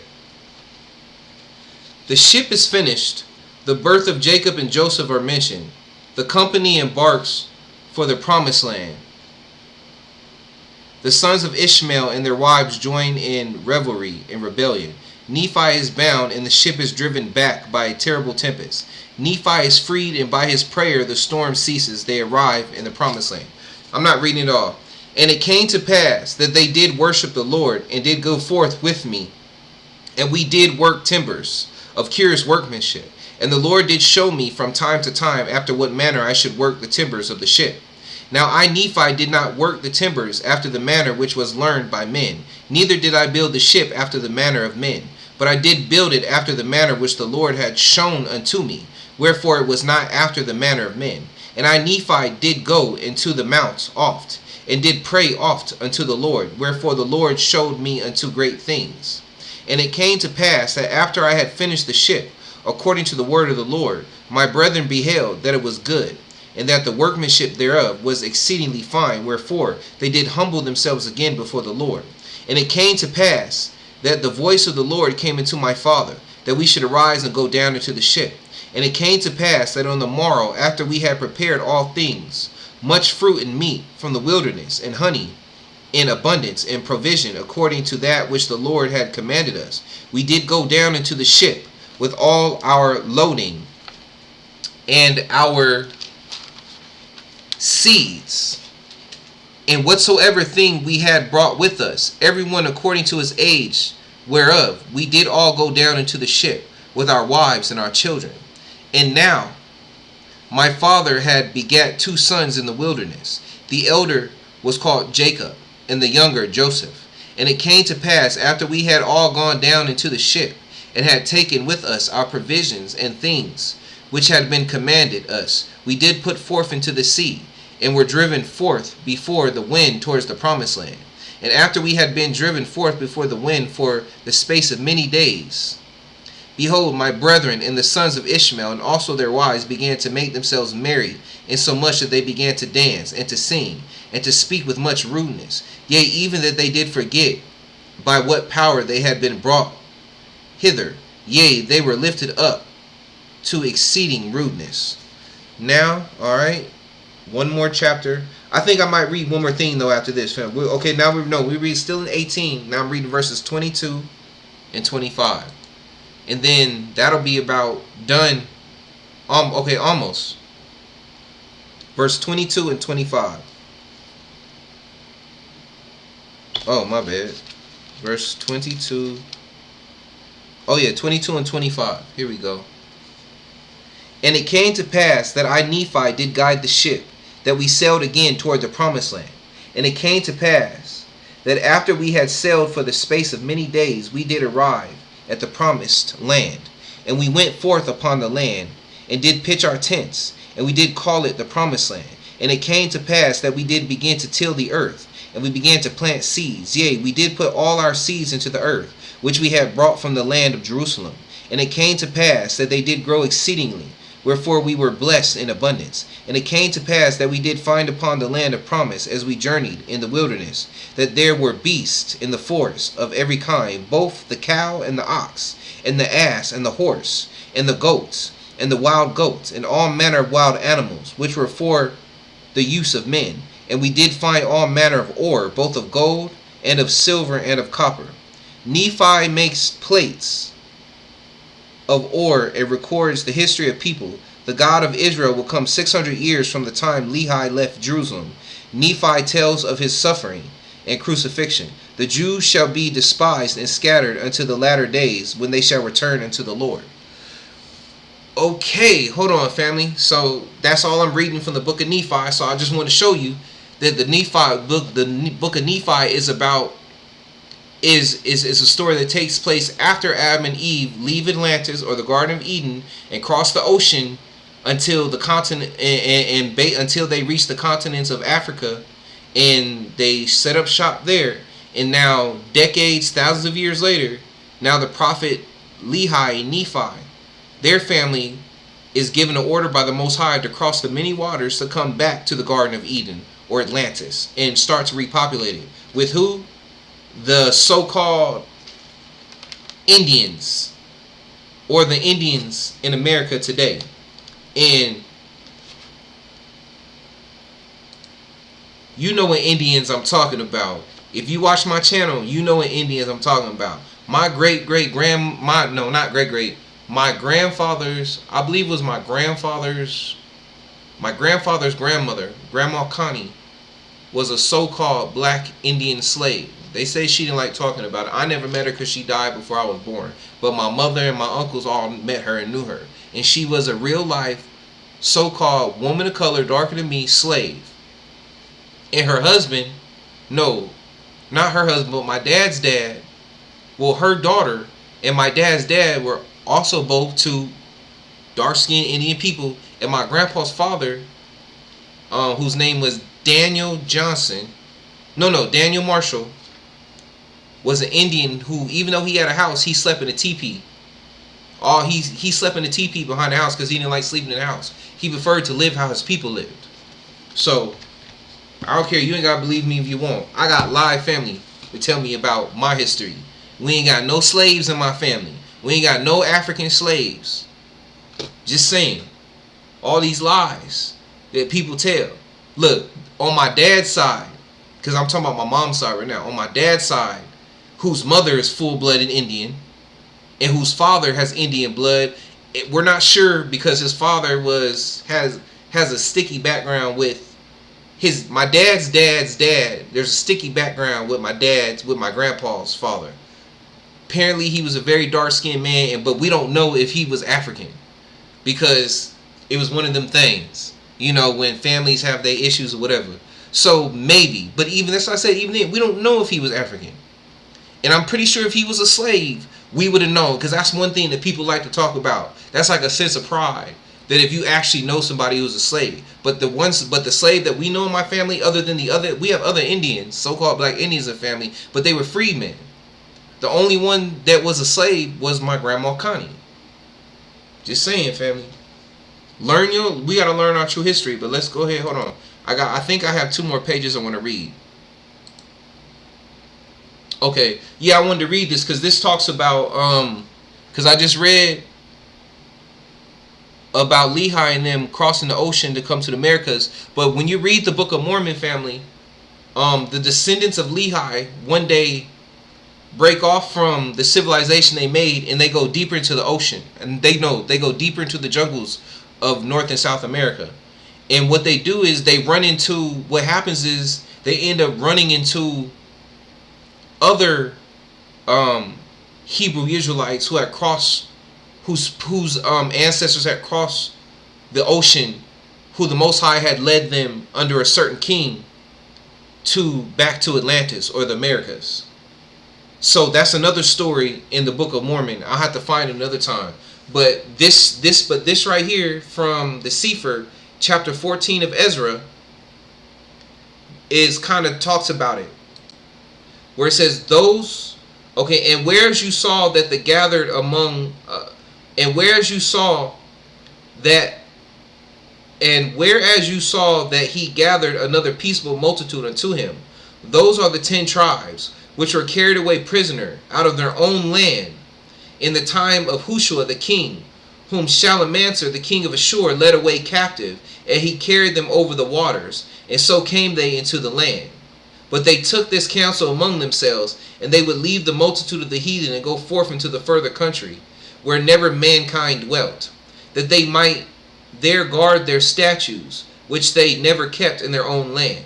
And they entered into Perath by a narrow place of the river. So anyway, a place where mankind, remember, a place where mankind never dwelt. Remember, family, crossing the ocean, there's a difference between a human and mankind. Although, remember Eve did sleep with Lucifer, with the body that the spirit of Lucifer inhabited, right? And remember, she got pregnant, and those children were half-breeds, and that child was a half-breed that mixed with the new children of Adam and Eve. So that was the only child of mankind that lived in the Garden of Eden until they that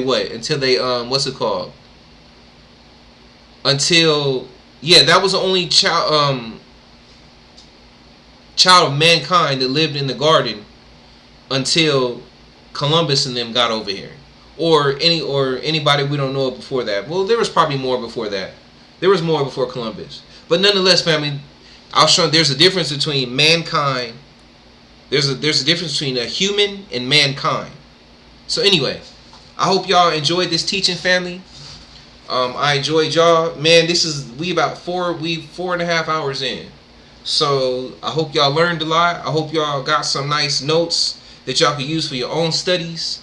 And like I said, I didn't prove to nobody that America is Atlantis or that the old world is America, but I hope y'all got some nice studying tools and you got to understand what I was trying to say. So if you want to try and prove me wrong, or if you want to try to prove me right, or if you just want to know for yourself, I gave you some places to start.